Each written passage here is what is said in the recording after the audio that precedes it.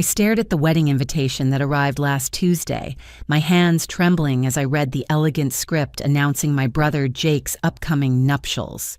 But it wasn't the invitation itself that made my blood run cold. It was the handwritten note tucked inside, penned in my mother's distinctive cursive, "Time to let bygones be bygones. Love, Mom and Dad." 17 years of silence, and they chose these words to break it.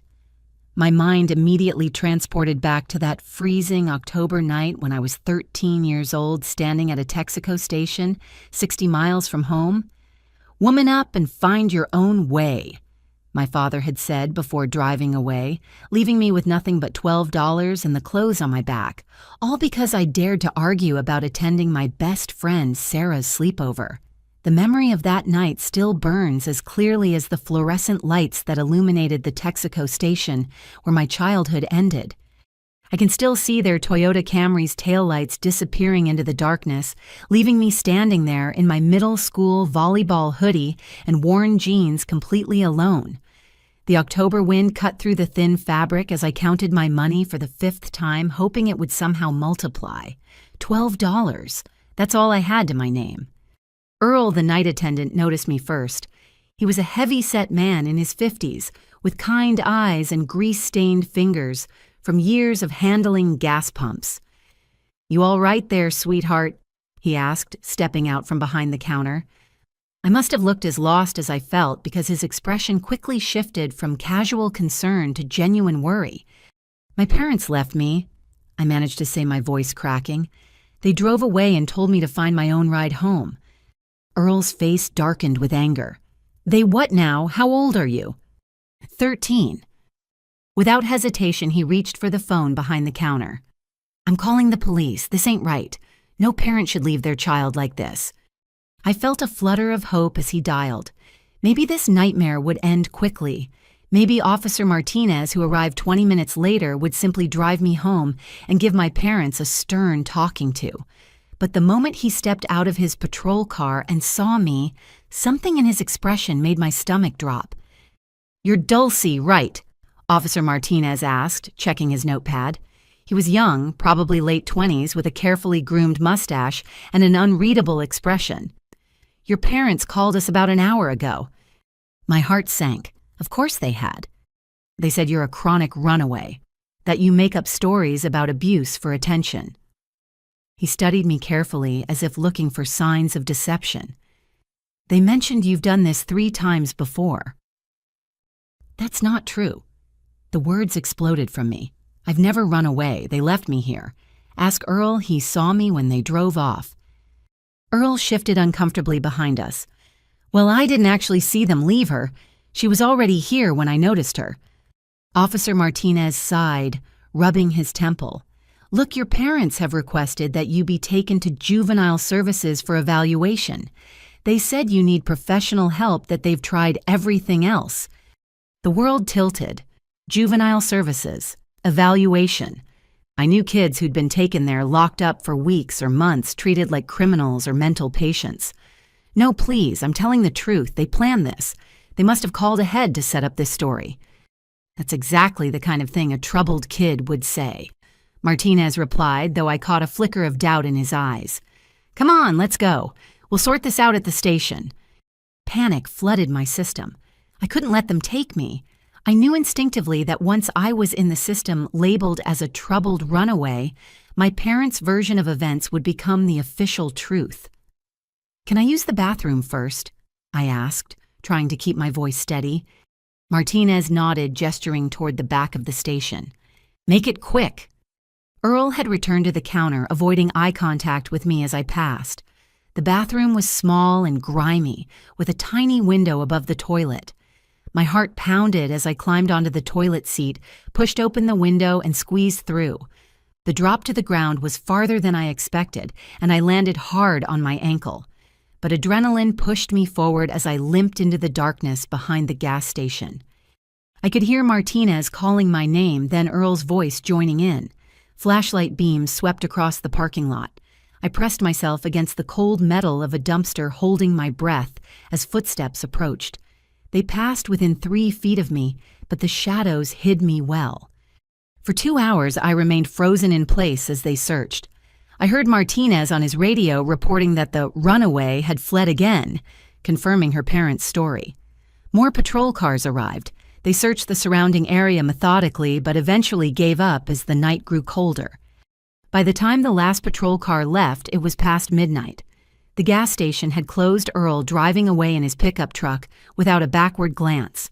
I was completely alone, injured, and now officially labeled as exactly what my parents had claimed, a troubled runaway who couldn't be trusted. The irony wasn't lost on me. By running from the police, I'd made their lies become truth. But what choice did I have? Let them lock me up based on my parents' word.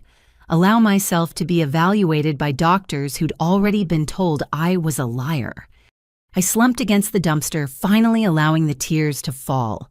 The metal was ice cold against my back, and my ankle throbbed where I'd landed on it.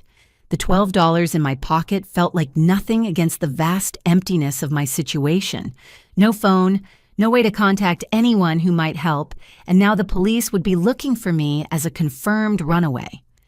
The reality of what my parents had done began to sink in.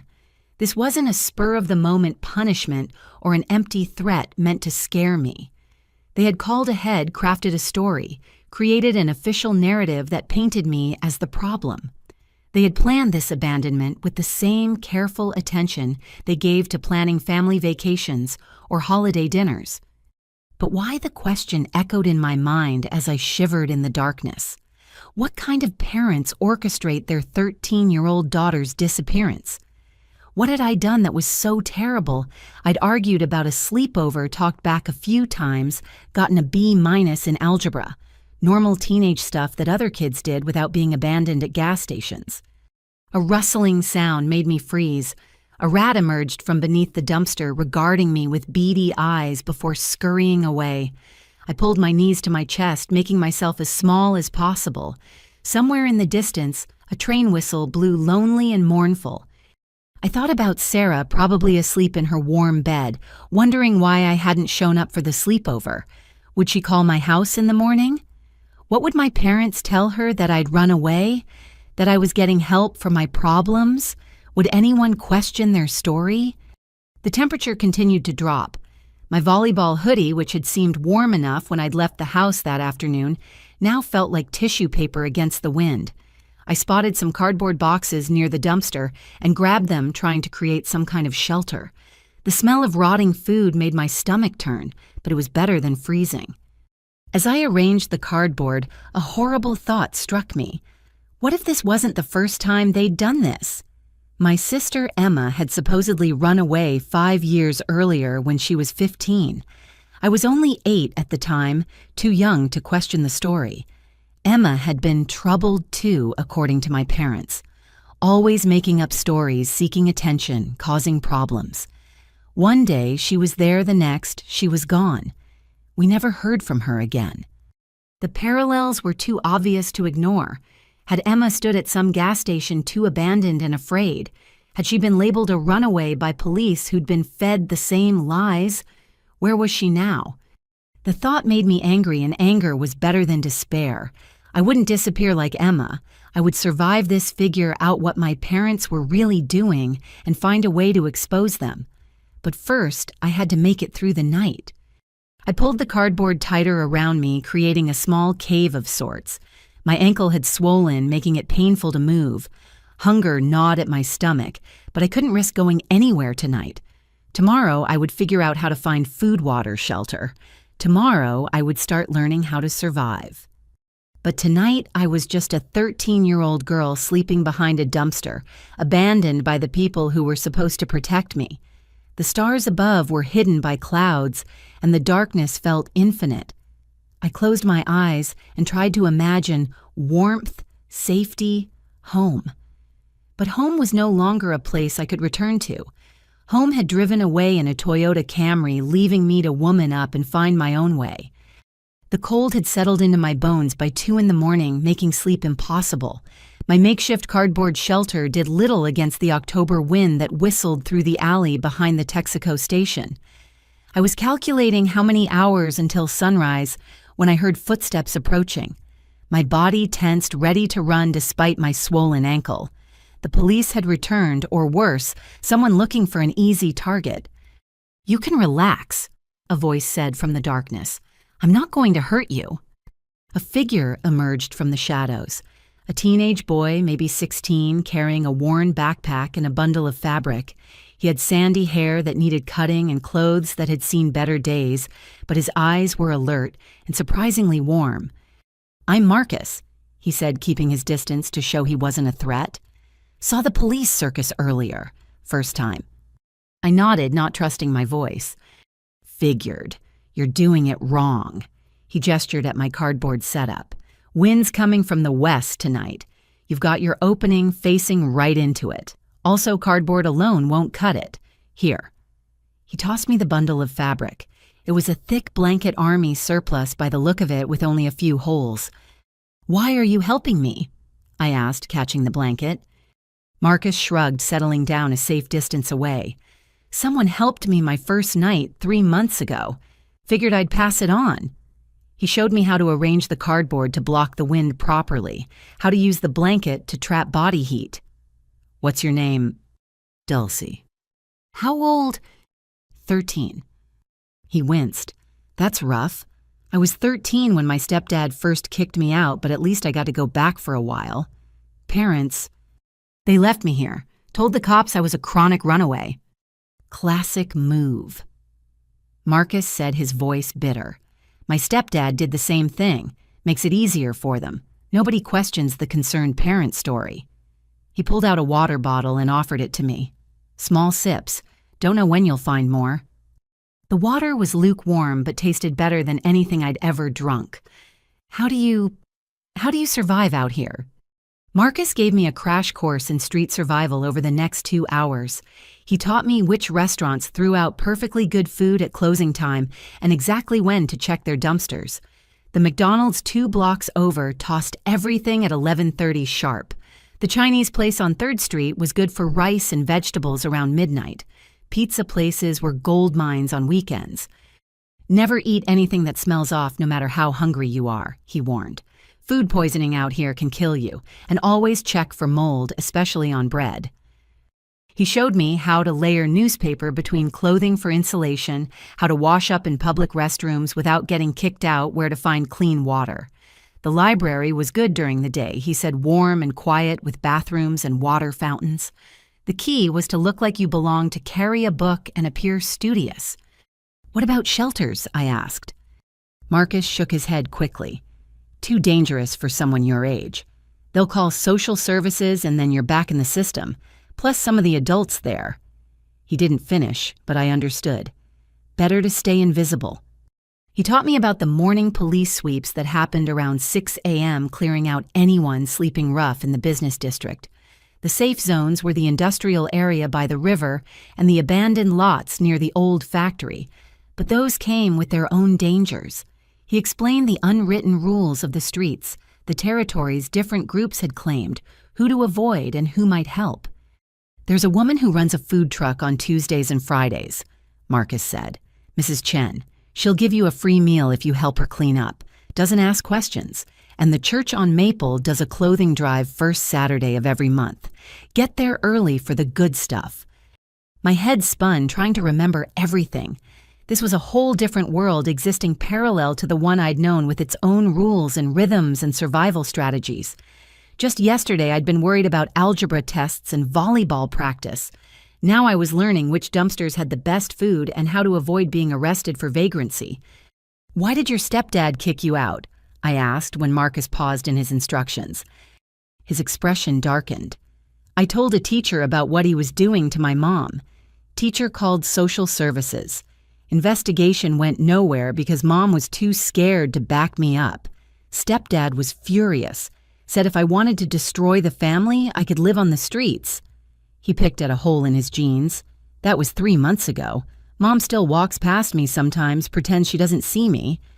We sat in silence for a while. Despite everything, I realized I was lucky in a strange way. My parents had abandoned me cleanly with no pretense of love. Marcus had to watch his mother choose his abuser over him every day. "It gets easier," he said eventually. Not better, but easier. You learn the rhythms, find your spots, maybe make a few friends. Some kids even make it out eventually. Get jobs under the table, save up, find roommates. He stood up, shouldering his backpack. Speaking of which, I should check the pizza place before it gets too late. Want to come? I'll show you how it's done. I tried to stand, but my ankle gave out, sending me back to the ground with a gasp of pain. Marcus knelt beside me, gently examining my ankle. Sprained bad. You need to stay off it. He thought for a moment. Okay, new plan. You stay here, keep warm. I'll do the food run and bring you back something. Tomorrow, if you can walk, I'll show you where to find a first aid kit. You do that, share your food with me. He smiled and for a moment looked like any other teenager instead of a hardened street kid. First rule out here, we look out for each other when we can. The world's cruel enough without us adding to it. He headed off into the darkness, promising to be back within an hour. I wrapped myself in his blanket, amazed by the difference it made. The cardboard shelter, properly positioned, now actually blocked most of the wind. For the first time since my parents drove away, I didn't feel completely alone. Marcus had survived 3 months. Maybe I could too. He returned 40 minutes later with a feast by street standards, 2 slices of pepperoni pizza, an unopened bag of breadsticks, and half a chocolate cake that someone had special ordered but never picked up. We ate in companionable silence, and food had never tasted so good. Where do you sleep usually? I asked between bites. I move around. Staying in one place too long draws attention. Tonight I was planning to crash in the old railway depot, but it's a bit of a walk. You could stay here, I offered, surprised by my own boldness. I mean, there's room and you brought the blanket anyway. Marcus hesitated, then nodded. Just for tonight. It's actually good to have someone watch your back. You can take turns sleeping. We arranged ourselves carefully in the shelter, maintaining appropriate distance, but sharing the warmth. Marcus took the first watch, insisting I needed rest for my ankle to heal. Despite everything, I felt safer than I had all night. Not safe exactly, but not completely vulnerable either. Marcus, I said into the darkness. Yeah. Thank you for everything. I don't know what I would have done. You would have figured it out, he said firmly. You're tougher than you think. All of us out here are. We don't have a choice. I dozed, fitfully waking every time a car passed or a sound disturbed the night. During Marcus's sleep shift, I kept watch like he'd shown me alert for any approaching danger. The night seemed endless, but eventually the sky began to lighten in the east. Marcus woke just before 5, instantly alert. I need to move before the sweeps start. You should too, once your ankle's better. He gathered his few belongings, quickly efficient from practice. Will I see you again? I asked, suddenly desperate not to lose this connection. Maybe. I'll check back here tomorrow night if I can. But Dulcie... He paused, looking uncomfortable. Don't depend on anyone out here, including me. People disappear. They get arrested, they move on, He didn't finish. Just be careful who you trust. He left me the blanket despite my protests. I've got another stashed, he said. Then he pulled out a crumpled piece of paper and wrote something on it. If you're ever in real trouble, go to this address. It's a drop-in center run by an ex-street kid. They won't call the cops, but only use it for emergencies. Then he was gone, melting into the pre-dawn darkness like he'd never existed. I tucked the paper carefully into my shoe and began the painful process of standing. My ankle was worse after the night's rest, swollen and purple, but I couldn't stay here. The police would return or Earl would find me when he opened the station. I limped slowly toward the library Marcus had mentioned, each step agony. The blanket was bulky but precious, my only possession besides the clothes I wore. The $12 remained in my pocket, untouched. Marcus had shown me how to survive without money, at least for now. As the sun rose over the city, I thought I knew. I realized I was seeing it with completely different eyes. Every doorway was potential shelter, every dumpster a possible meal, every police car a threat. I was no longer Dulcie, the 8th grader who worried about homework and friend drama. I was Dulce, the runaway learning to survive in shadows I'd never known existed. By the time I reached the library, it was almost 6. I found a hidden spot behind some bushes to wait until opening time, wrapping the blanket around myself. My stomach was already growling despite the late-night pizza, and my ankle throbbed with each heartbeat. But I was alive. I was free, and I had knowledge I hadn't possessed 24 hours ago. When I woke from an exhausted doze 2 hours later, the sun was fully up. I carefully folded Marcus's blanket and checked the note he'd given me. The address was real memorizable, but something else was written on the back that I hadn't noticed in the darkness. "Sorry kid, trust no one." The words sent a chill through me. I looked around, half expecting to see Marcus watching from somewhere, but the street was empty of familiar faces. Just commuters heading to work, living their normal lives, not noticing the injured girl with a blanket clutched to her chest. Trust no one. Even Marcus, who'd shown me kindness, who'd shared his food and knowledge, felt the need to leave that warning. Because on the streets, trust was a luxury none of us could afford. Everyone had their own survival to worry about. I tucked the note back in my shoe and prepared to face my second day as a runaway. The library would open soon. I would clean myself up, find something to read, try to blend in. I would rest my ankle and plan my next move. And I would remember Marcus's lessons, both the ones he'd spoken and the one he'd written. Trust no one. In a world where parents could abandon their children and police could be made to believe lies, maybe that was the most valuable lesson of all. The public library opened at 9 sharp. I had been waiting behind the bushes for an hour practicing looking normal. Marcus had been right about appearance mattering. I finger-combed my hair, used spit to clean the worst dirt from my face, and adjusted my volleyball hoodie to hide a new tear. The blanket went into a plastic bag I'd found, making it look like I was carrying library books. Inside warmth enveloped me like a hug. I hadn't realized how cold I'd been until that moment. The librarian at the front desk, a middle-aged black woman with silver-streaked hair and kind eyes behind wire-rimmed glasses, glanced up as I entered. "Good morning," she said pleasantly. Her name tag read, Mrs. Patterson. "Morning." I mumbled, trying to project student doing research energy. I made my way to the young adult section, grabbing a random book about dystopian futures. Ironic, considering I was living my own dystopia. I found a corner table partially hidden by shelves and settled in. The chair felt like heaven after a night on concrete. For the first hour, I genuinely tried to read, but exhaustion made the words blur. I switched to pretending turning pages at regular intervals while actually watching the library's rhythm. Mrs. Patterson made regular rounds straightening chairs and checking on patrons. A security guard did a loop every 30 minutes. The bathrooms were down a hallway, no cameras visible. By 11, I desperately needed those bathrooms. I left my book open to hold my place and limped down the hallway. Inside, I locked the door and finally saw myself in a mirror. The girl staring back looked like a stranger. Hair matted despite my efforts, dirt streaked on my cheek eyes hollow with exhaustion. My ankle had swollen more, straining against my sneaker. I washed as thoroughly as possible with paper towels and hand soap. The hot water felt miraculous on my cold hands. I even managed to rinse my hair in the sink, though drying it with paper towels left it looking worse than before. But at least I was cleanish. Back at my table, I found Mrs. Patterson straightening nearby books. She glanced at my open book, then at me. Something flickered in her expression. "That's the 3rd time you've had that same page open," she said quietly. My heart stopped. I'd been careless, too tired to properly fake reading.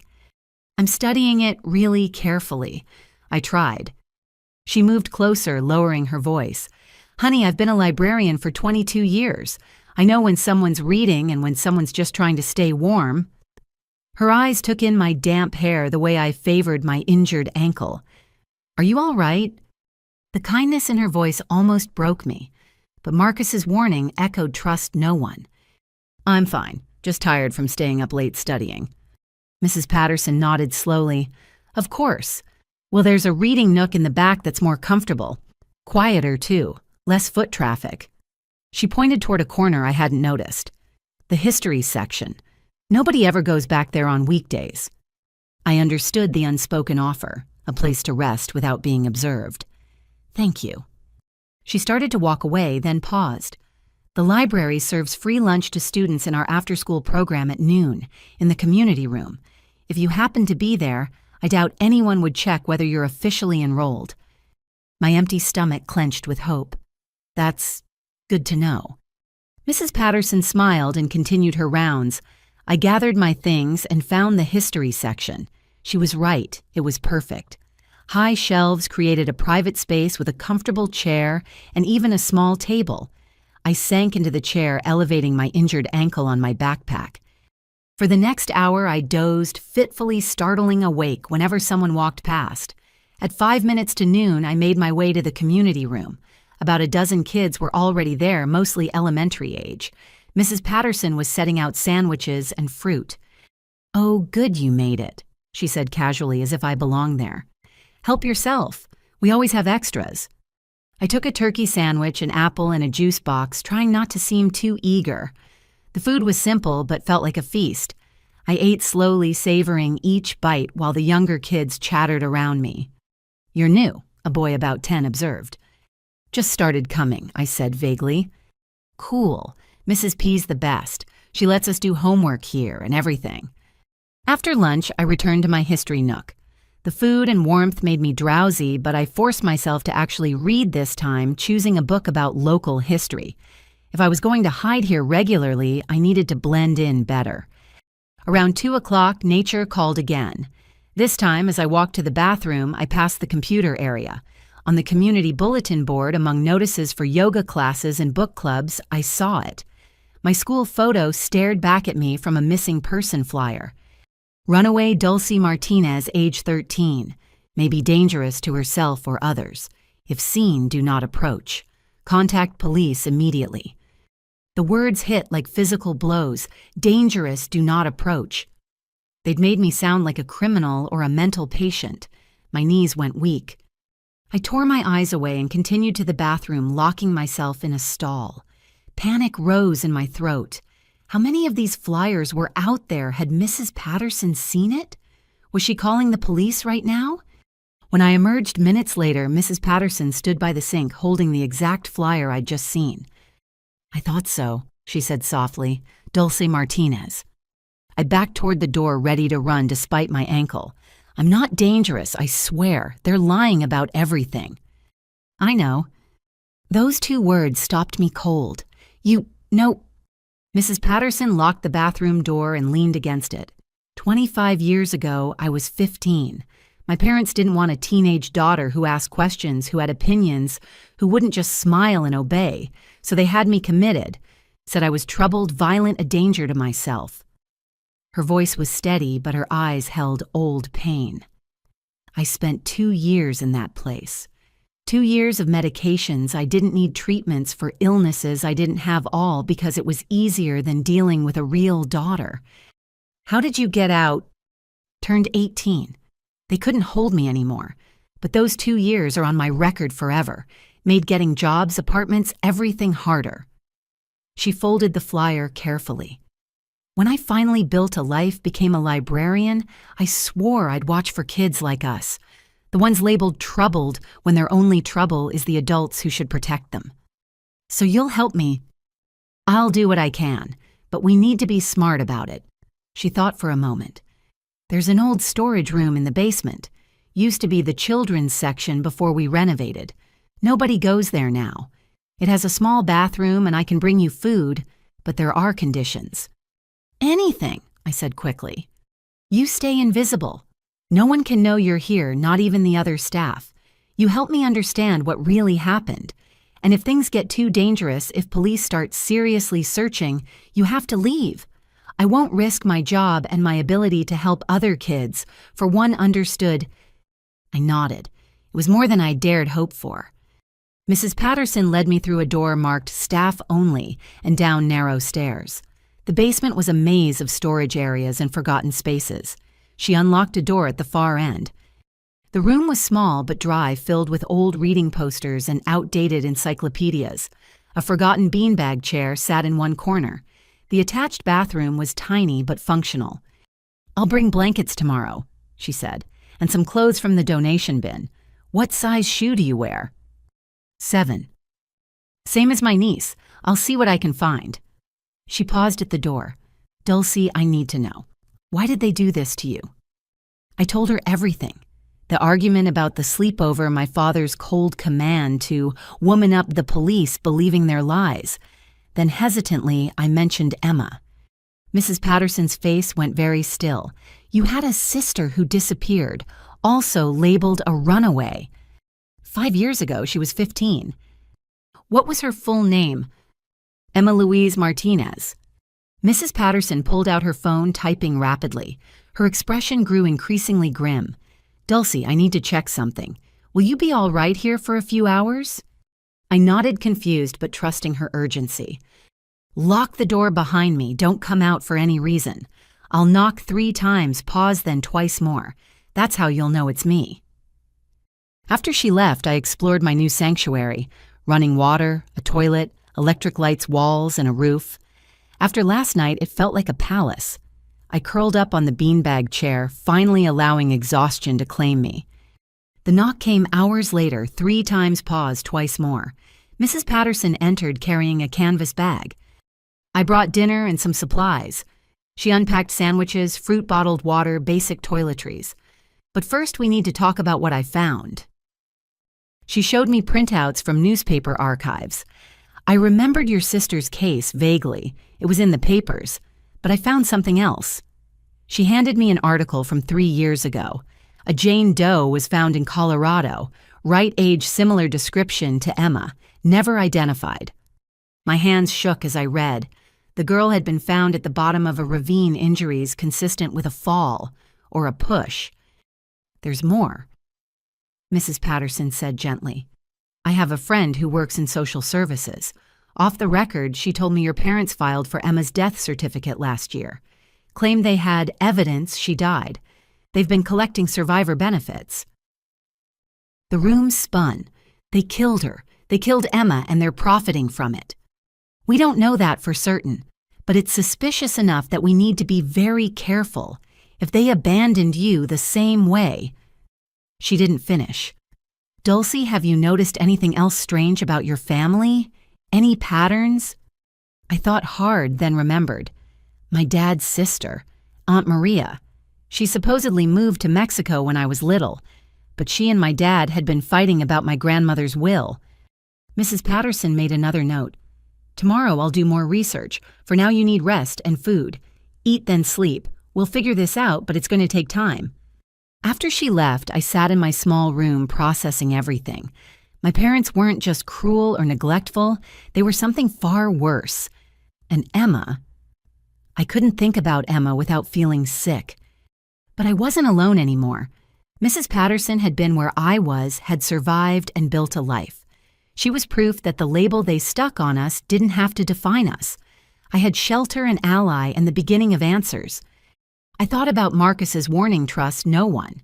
But sometimes you had to take calculated risks. Mrs. Patterson had trusted me with her story. I would trust her with my life, at least for now. That night, sleeping on a pile of old reading rugs instead of behind a dumpster, I dreamed of Emma. She was calling my name, reaching out to me across a vast canyon. I woke with tears on my face and a terrible certainty that my sister had been trying to warn me that last night before she disappeared. I'd been too young to understand. But I understood now, and I would find out exactly what happened to her, what my parents had done, and why. They'd made one mistake in their careful plan. They'd left me alive. 3 days into my basement existence, I developed a routine.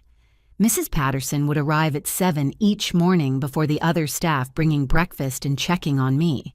Days were spent reading everything I could find about missing children, family crimes, and inheritance law. Nights were for planning and remembering. I brought you something, Mrs. Patterson said on the 4th morning, producing a laptop. It's old but functional. The library's Wi-Fi reaches down here if you sit near the door. I've set up a VPN for safety. Why are you taking such risks for me?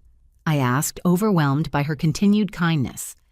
She sat on an overturned crate, something she rarely did. Because when I was in that institution, convinced I was as crazy as they said, one nurse believed me. She couldn't get me out, but she kept me sane. She'd sneak me books, real food little reminders that I was human. Mrs. Patterson smiled sadly. She died 5 years ago. Helping kids like us, it's how I honor her memory. The laptop opened new worlds. I started with simple searches about Emma, but found little beyond the original missing person reports and the Jane Doe article Mrs. Patterson had shown me. Then I thought to check our local paper's digital archives, searching for any mention of the Martinez family before Emma disappeared. What I found made my blood run cold. 4 months before Emma vanished, she'd been featured in the paper 3 times. Once for making honor roll with a perfect GPA, once for her volunteer work at the animal shelter where she'd organized a successful adoption drive, the 3rd time for placing 2nd in a state science fair with a project on environmental conservation. This wasn't the portrait of a troubled teen. This was a girl with dreams, ambitions, a future. I dug deeper, finding her social media account still frozen in time. Her last post, 3 days before she disappeared, was about being excited for college applications. The comments from friends asking where she was growing, increasingly worried, then eventually stopping, broke my heart. Then I found something odd in the newspaper archives. A small notice in the legal section dated 2 weeks before Emma disappeared. Public notice Robert and Linda Martinez petition for power of attorney over minor Emma Martinez due to mental incompetence. They'd tried to legally control her first. When that failed, Mrs. Patterson. I called softly when she made her noon check-in. "Look at this." She studied the screen, her face darkening. They tried the legal route first. When did Emma turn 15? I calculated quickly. A month before she disappeared. Old enough to contest power of attorney to speak for herself in court. Mrs. Patterson made notes in her ever-present notebook. "What else have you found?" I showed her my other discovery. Emma's science fair project partner, a boy named David Chen, had posted on a memorial page someone set up. Emma was the smartest person I knew. The week before she left, she told me her parents were acting strange, asking her to sign papers she didn't understand. She was scared. "We need to find this David," Mrs. Patterson said immediately. "I already did. He's a sophomore at State University now, majoring in engineering. His contact info is on the school website." Mrs. Patterson looked impressed. "You're quite the investigator. What else?" I pulled up the oldest file I'd found. This is from 8 years ago. My Aunt Maria, my dad's sister. The article was about a car accident. Maria Martinez had driven off a cliff during a family visit to the mountains. She was 22, recently engaged, and had just inherited a significant sum from their grandmother. "Another accident," Mrs. Patterson murmured. "Any witnesses?" "Just my parents. They were supposedly following in another car but lost sight of her on the winding roads." The pattern was clear now. Anyone who stood to inherit money, anyone who might challenge my parents' control, met with accidents or disappeared. How many others were there? How long had this been going on? "I need to check something," I said, fingers flying over the keyboard. I accessed genealogy websites, public records, building our family tree. What emerged was horrifying. In the past 15 years, 5 members of the Martinez extended family had died young or disappeared. All had been in line for inheritances. All had been last seen with or near my parents. Each death was explained away: accident, suicide, runaway. Never murder. They're serial killers. I whispered the words, feeling unreal. My parents are serial killers who target their own family. Mrs. Patterson gripped my shoulder. "We need to take this to someone. This is beyond what we can handle alone. Who'd believe us? I'm a runaway with mental problems. Remember, any accusation I make will be dismissed as delusion." She paced the small room. "There has to be—" "Wait." She grabbed her phone. "I know someone. A private investigator who specializes in cold cases. He helped my friend find her birth parents. Let me make a call." While she stepped outside, I continued searching. I found insurance documents poorly hidden in online caches. My parents had life insurance policies on Emma, on me, on Jake. Emma's had already paid out. Mine was worth $200,000 with my parents as beneficiaries. My hands shook as I screenshot everything, emailing copies to 3 different anonymous accounts I'd created. If something happened to me, at least there'd be a trail. Mrs. Patterson returned, looking grim but determined. "He'll help. Tom Bradley, the investigator. He's actually been looking into your family already." "What, why?" "Another family hired him. Their daughter dated your brother Jake 2 years ago. She broke up with him, and 2 weeks later fell down a flight of stairs. Survived, but barely. She insists she was pushed, but couldn't prove it." Jake. My brother, who'd always seemed so normal, so distant from our parents' coldness. Was he part of this too? "When can I meet him?" I asked. "Tomorrow night. He'll come after the library closes. Dulcie." Mrs. Patterson sat beside me. "You're very brave. But this is dangerous. These people, your parents, they've apparently killed before. If they realize you're investigating them..." "They already tried to get rid of me," I pointed out. "But they made a mistake. They didn't stick around to make sure I disappeared like the others." That night, I lay awake thinking about Emma. Her last night at home, did she know she was in danger? Had she tried to warn me I was only 8, too young to understand if she had? But I remembered her hugging me extra long, telling me she loved me, making me promise to be good. She knew. Somehow she knew she wasn't coming back. I opened the laptop again, unable to sleep. This time I searched for Emma Martinez plus Colorado, plus the date range of the Jane Doe discovery. Buried in a hiking forum was a post that made my heart race. "Strange encounter on Bear Peak Trail," it read. "Saw a family arguing near the cliff edge. Teen girl seemed scared, kept trying to back away while her parents grabbed at her. Would have intervened, but they saw me and immediately acted normal, all smiles. Got bad vibes." This was around 3 p.m. on October 15th. October 15th, the day Emma disappeared. I screenshot it, added it to my growing file. One witness, one person who'd seen something wrong. It wasn't enough for court, but it was validation that my instincts were right. By morning, I'd compiled a 20-page document with every suspicious death, every insurance payout, every piece of evidence I could find. Mrs. Patterson found me asleep at the laptop, my face pressed against the keyboard. "You need to pace yourself," she said gently, bringing breakfast. "This isn't a sprint." 17 years, I said. "They've been doing this for at least 17 years. How many people have died? How many families destroyed? And everyone just believed them because they're good at playing the grieving relatives." "Not everyone," Mrs. Patterson reminded me. "That hiker had suspicions. David Chen knew something was wrong, the girl who survived Jake's push. People see, they just don't always connect the dots." "Until now." She smiled grimly. "Until now. Eat your breakfast. Tonight we start connecting those dots with someone who can actually do something about it." I thought about my parents probably going about their normal lives, confident their latest abandonment had worked. They had no idea I'd found shelter allies, and most importantly, the truth about their 17-year murder spree. "Emma, I promise silently I'll expose them. For you, for Aunt Maria, for all of them. They won't get away with this." The 8th grader who'd argued about a sleepover was gone.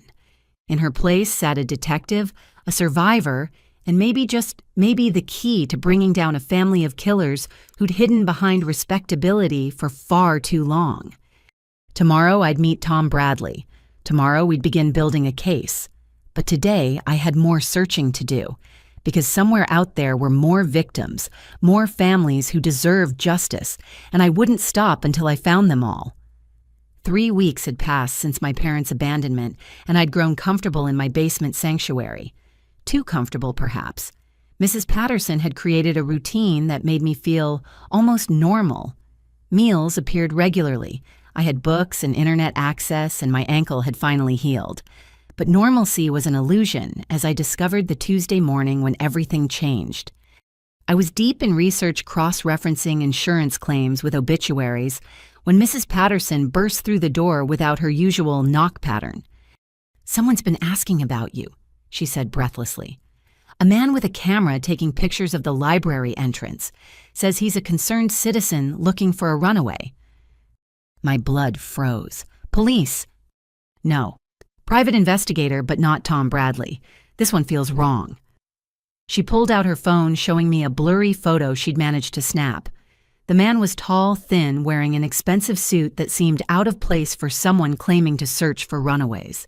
He's been questioning all the staff showing your picture. I started packing immediately. 3 weeks of safety had made me careless, but my street instincts kicked back in fast. Everything important went into my backpack. The laptop, my evidence files backed up on multiple USB drives, the few clothes Mrs. Patterson had brought me. "Wait," she said. "Don't run yet. Tom Bradley is coming this afternoon as planned. Let me text him about this." Her phone buzzed almost immediately. "He says to sit tight. He's on his way now." Another buzz. "And he says to tell you to check your email. He sent something this morning." I opened the laptop, hands shaking slightly. Bradley's email was brief but shocking. "Dulcie, I've been investigating your family for 18 months. You're not the first person to suspect them. I have evidence, but I need a living witness, someone who survived their attempts. Stay safe. We're closer to justice than you know. Tom." Attached were files that made my own research look amateur. Financial records showing suspicious money transfers after each family death, medical reports that didn't quite add up, and photographs of my parents meeting with the same funeral director after each tragedy, like they had death on speed dial. "He's been building a case," I breathed. "He already knew everything I found and more." Mrs. Patterson's phone rang. She answered, her face going pale. "The investigator is showing a warrant to the head librarian, says he has authority to search for a dangerous runaway who might be hiding here." That's not possible. Real warrants don't work like that for runaways. Which means it's fake and he's desperate enough to use it. She helped me finish packing. There's an old service tunnel that connects to the building next door. It's how they used to move books before the renovation. Go through there, exit through the coffee shop, and meet Bradley at the place he specified. She handed me an envelope. "Emergency cash. And Dulcie, don't come back here. They know about this place now." We hugged quickly, both of us aware this might be goodbye forever. This woman who'd risked everything for a stranger, who'd given me hope when I had none, who'd believed me when no one else would. "Thank you," I whispered, "for everything." "Make them pay," she whispered back, "for Emma, for all of them." The service tunnel was narrow and dusty, clearly unused for years. I crawled through darkness, following Mrs. Patterson's directions, until I emerged in a storage room that smelled of coffee beans. The shop was busy, easy to slip through unnoticed, but as I pushed out onto the street, I spotted him immediately, the thin man from Mrs. Patterson's photo, standing across from the library entrance, watching. I pulled up my hood and walked the opposite direction, forcing myself not to run. 3 blocks away, I ducked into an alley to catch my breath and check Bradley's instructions. We were to meet at a diner on the east side somewhere my parents' investigator hopefully wouldn't think to look. The journey took an hour using every technique Marcus had taught me. Double backtake, unexpected turns, use reflections to check for followers. By the time I reached Mabel's 24-hour diner, I was confident I'd lost any tail. Tom Bradley wasn't what I expected. Instead of the grizzled film noir detective, I'd imagined he was clean-cut mid-40s, looking more like an accountant than someone who investigated murders. He sat in a corner booth, positioned to see all entrances.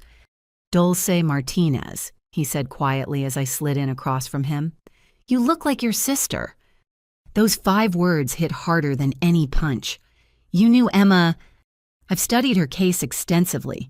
Even found some people who remembered her. Smart girl. Too smart for her own good, maybe. He pulled out a tablet, angled so only I could see it. "Before we start, I need you to know something. I'm not just investigating your family for clients. This is personal." He showed me a photograph of a young woman, early 20s, bright smile. "My niece, Rebecca. She worked at the same insurance company as your mother 10 years ago. Became friends with the family, even house sat for them once. Then she discovered some discrepancies in policy payouts. She came to me for advice, said she thought the Martinezes were committing fraud. What happened to her? His jaw tightened. Carbon monoxide leak in her apartment 2 days after she talked to me. Investigators ruled it accidental, a faulty heater. But Rebecca was meticulous about safety. She'd just had that heater inspected the week before. Another victim, another accident. How many more were out there? So you've been investigating them ever since? On and off, but carefully. Your parents are connected, have friends in useful places. Every time I got close to something concrete, witnesses would disappear or change their stories. He locked eyes with me. Until now, you're the first person to survive their attempt and stay free long enough to gather evidence. That makes you invaluable and incredibly endangered. He flipped through screens on his tablet, showing me his files. They were extensive financial forensics, showing how my parents had accumulated wealth through insurance payouts and inheritances. Photographs of them at casino resorts and on luxury vacations, always shortly after a family member's death. Records showing they'd consulted with estate lawyers before each accident. But here's what really caught my attention. Bradley continued pulling up a complex chart. The pattern of deaths, it's not random. They target specific people at specific times, always related to inheritance milestones. Your Aunt Maria was killed just before her trust fund fully vested. Emma disappeared right before she could access her college fund, which reverted to your parents. I was supposed to disappear before turning 14. I finished. Why 14? Your grandmother's will has a provision. Any grandchild who dies or is declared legally incompetent before age 14 has their share redistributed to the surviving family members. After 14, the inheritance is locked in, only accessible at 21. My birthday was in 3 months. They'd tried to eliminate me just in time. There's more, Bradley said. That investigator looking for you, his name is Marcus Webb. He's not really a private investigator. He's a fixer. Someone rich people hire to clean up messy situations. They hired him to finish what they started. Most likely. Which means they know you're alive and talking to someone. He closed the tablet. Dulcie, I have enough evidence to take to the FBI, but it's all circumstantial. I need direct testimony, someone who can connect the dots for a jury. But testifying means coming out of hiding, facing them in court. It means risk. And if I don't? They keep killing. Your cousins, second cousins, anyone who might inherit, and they'll never stop hunting you. He leaned forward. But if we do this right, if we're smart about it, we can end this. All of it. A waitress approached and we ordered food I didn't taste. My mind raced with possibilities and dangers. Trust no one, Marcus had said.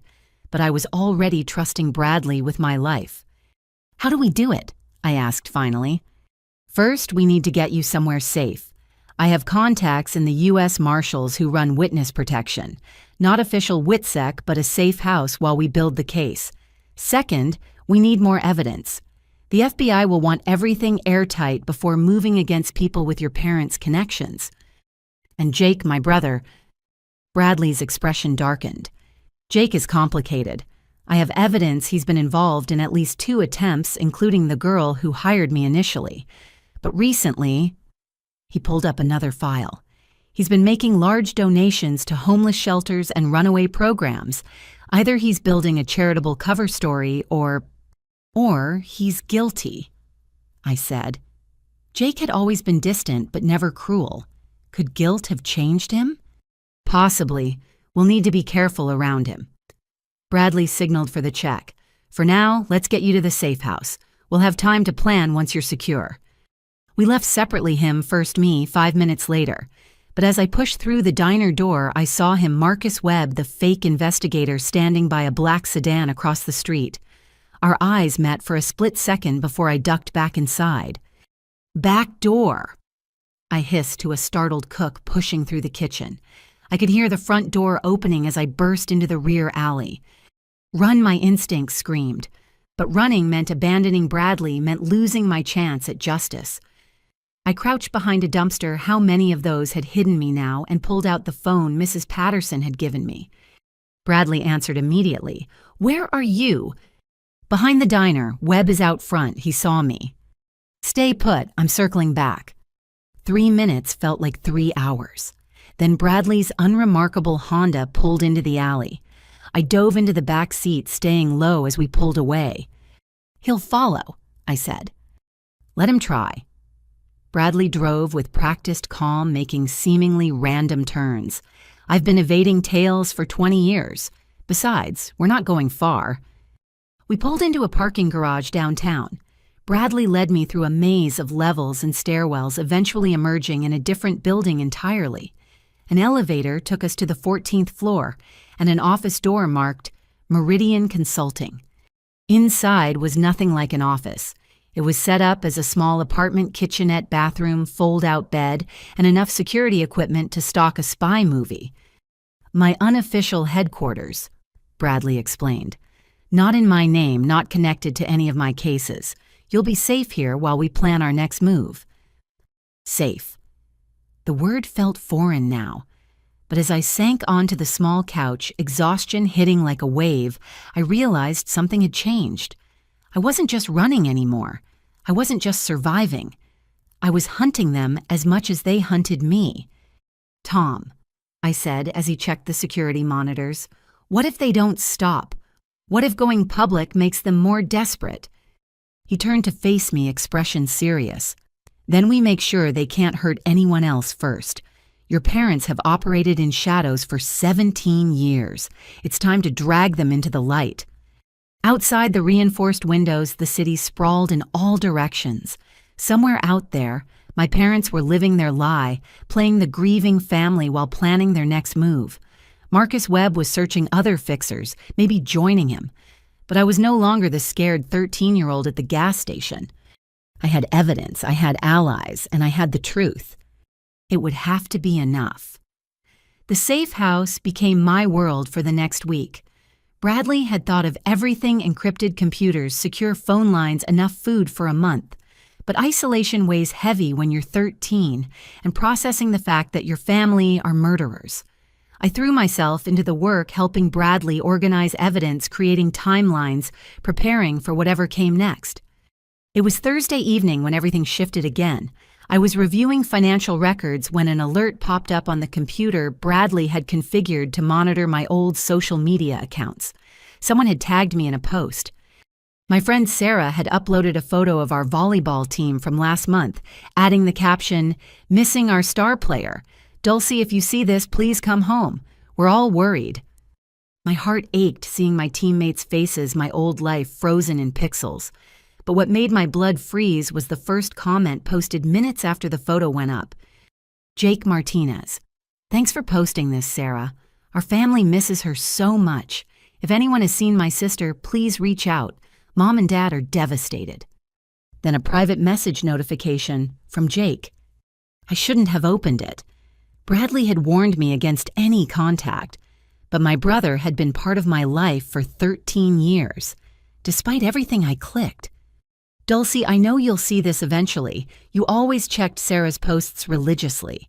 We need to talk. I know you're scared and you have every right to be, but there are things you don't understand.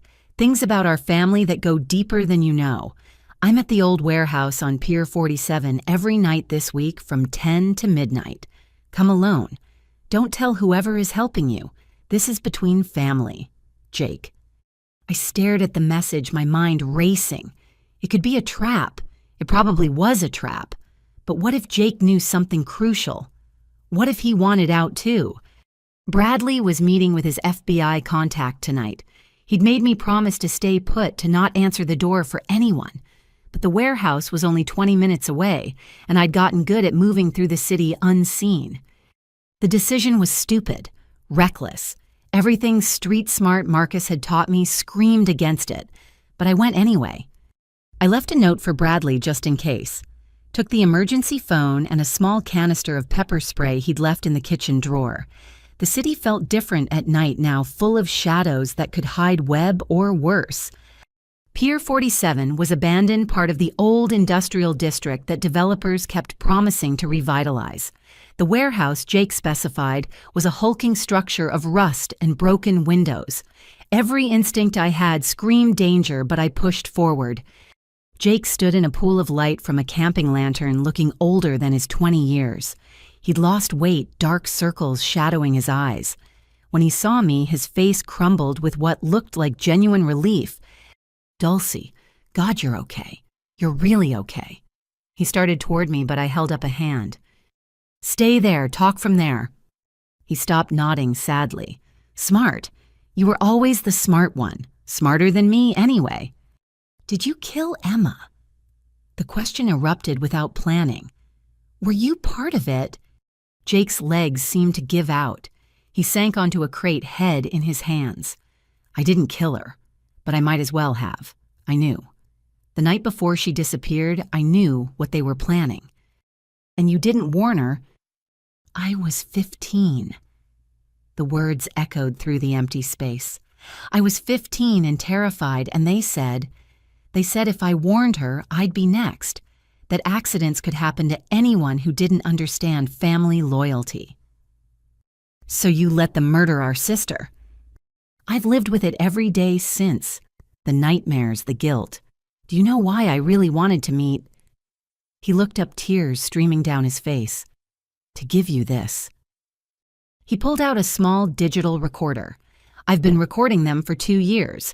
Every conversation about family business, every planning session. I couldn't save Emma, but maybe I can save you." My hand shook as I took the device, maintaining my distance. "Why now? Why not give this to police earlier?" "Because I was a coward. Because I benefited from their crimes even as I hated them for it. The cars, the college tuition, the trust fund, all blood money. But when they abandoned you," his voice broke, "you were just a kid.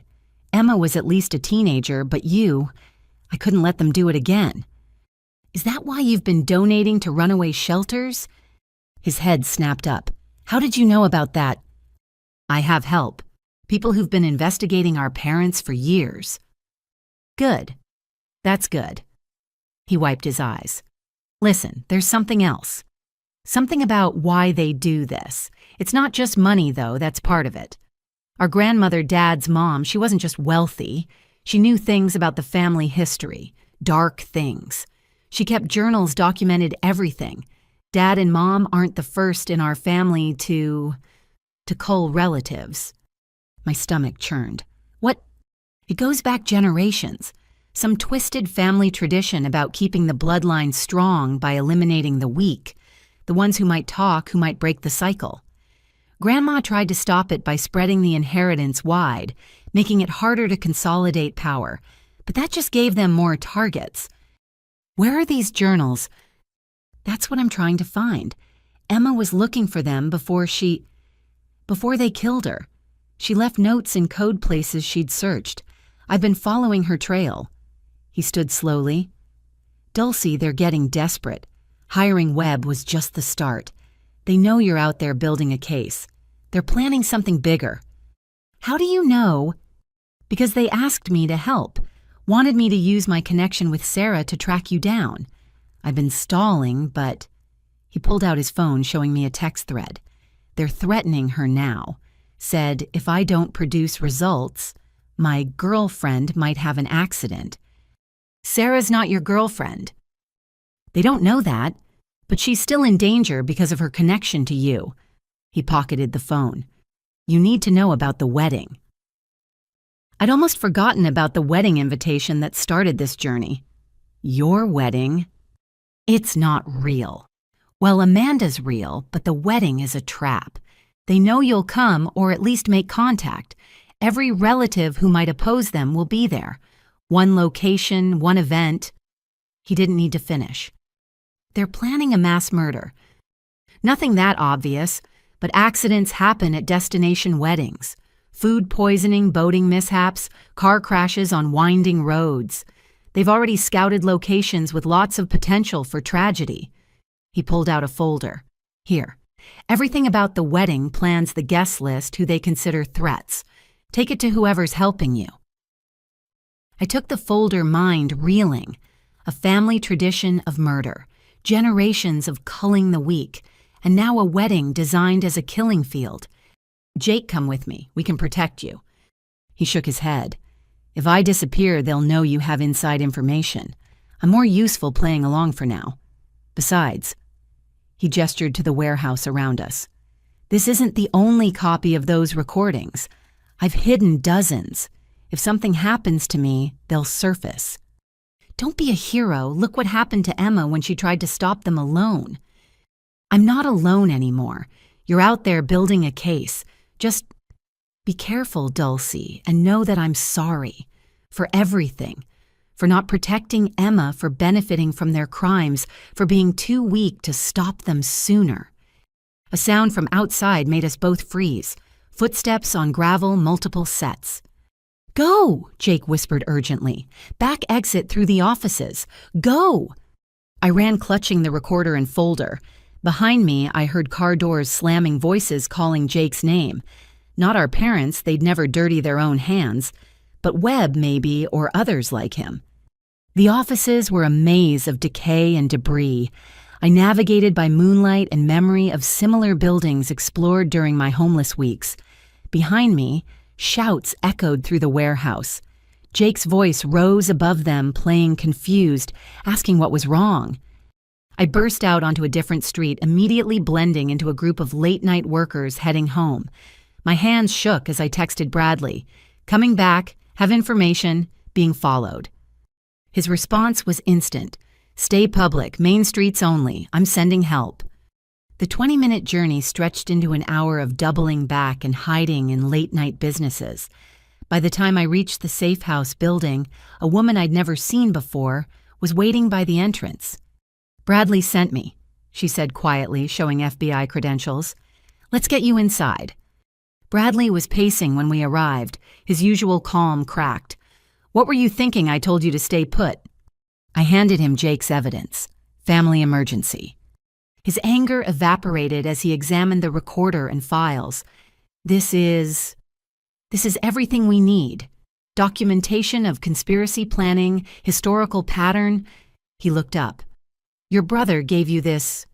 He's been collecting it for 2 years, living with the guilt of Emma's death. I collapsed onto the couch, exhaustion hitting hard. Tom, it's bigger than we thought. This isn't just my parents. It's generational. A family tradition of murder. Bradley sank into a chair, processing. That explains the sophistication. They learned from their parents who learned from theirs. Refined techniques established networks, inherited connections to fixers and corrupt officials. And now they're planning to use Jake's wedding to eliminate multiple targets at once. Not if we stop them first. He pulled out his phone. This recording combined with what we already have is enough. I'm calling my FBI contact. It's time to make this official. As he made the call, I thought about Jake in that warehouse.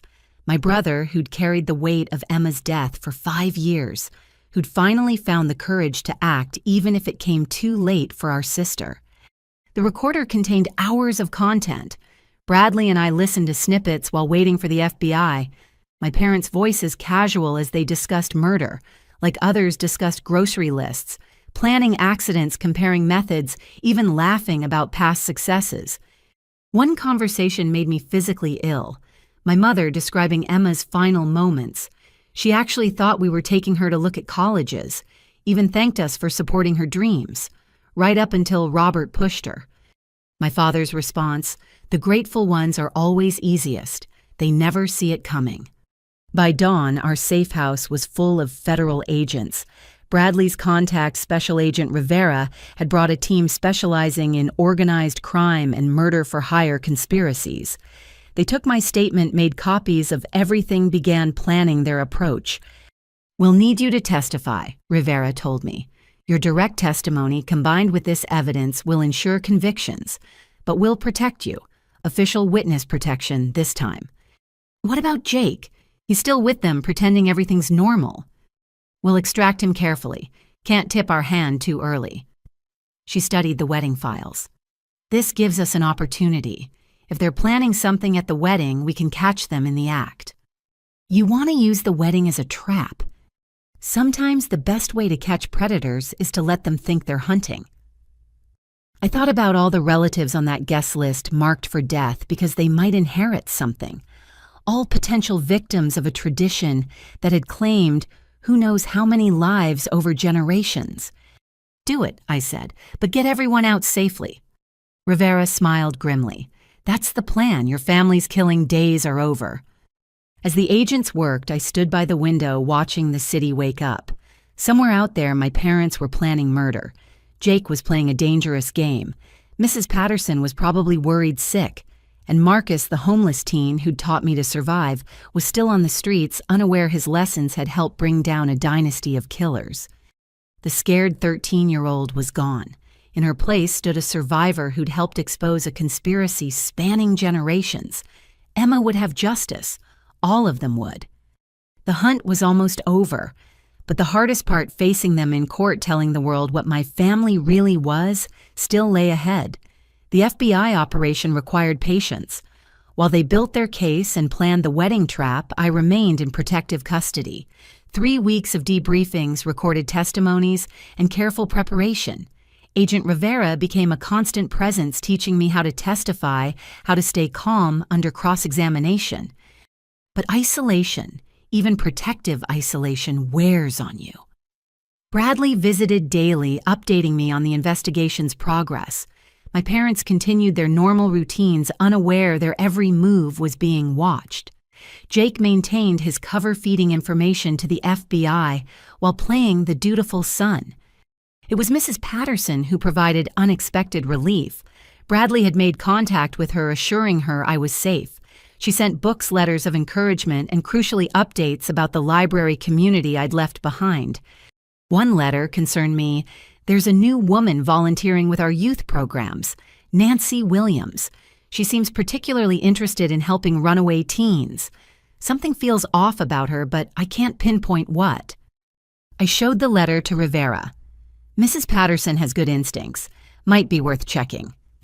Rivera nodded, making a note. We'll look into it. Can't be too careful with your family's network. That afternoon, Bradley arrived with troubling news. We've been tracking your parents' communications. They've hired someone new. Not a fixer like Webb, but someone who specializes in finding missing children. A woman named Nancy Williams. My blood ran cold. She's at the library near Mrs. Patterson. We know. We've been monitoring her since she showed up. Bradley pulled up a file on his tablet. Nancy Williams doesn't exist before 6 months ago. The identity is completely fabricated. But we tracked her real name, Nicole Vance. She runs what looks like a foster home for troubled teens. Looks like. No official licensing, no government oversight, and teens who go there have a tendency to disappear. The room spun, another predator hunting vulnerable kids, but this one was connected to my parents somehow. Rivera took over. We've been investigating similar operations. There's a network of these fake foster homes all connected to wealthy families who need problems to disappear. Kids who might inherit money, who might talk about family secrets, who might testify against relatives. My parents hired her to find me.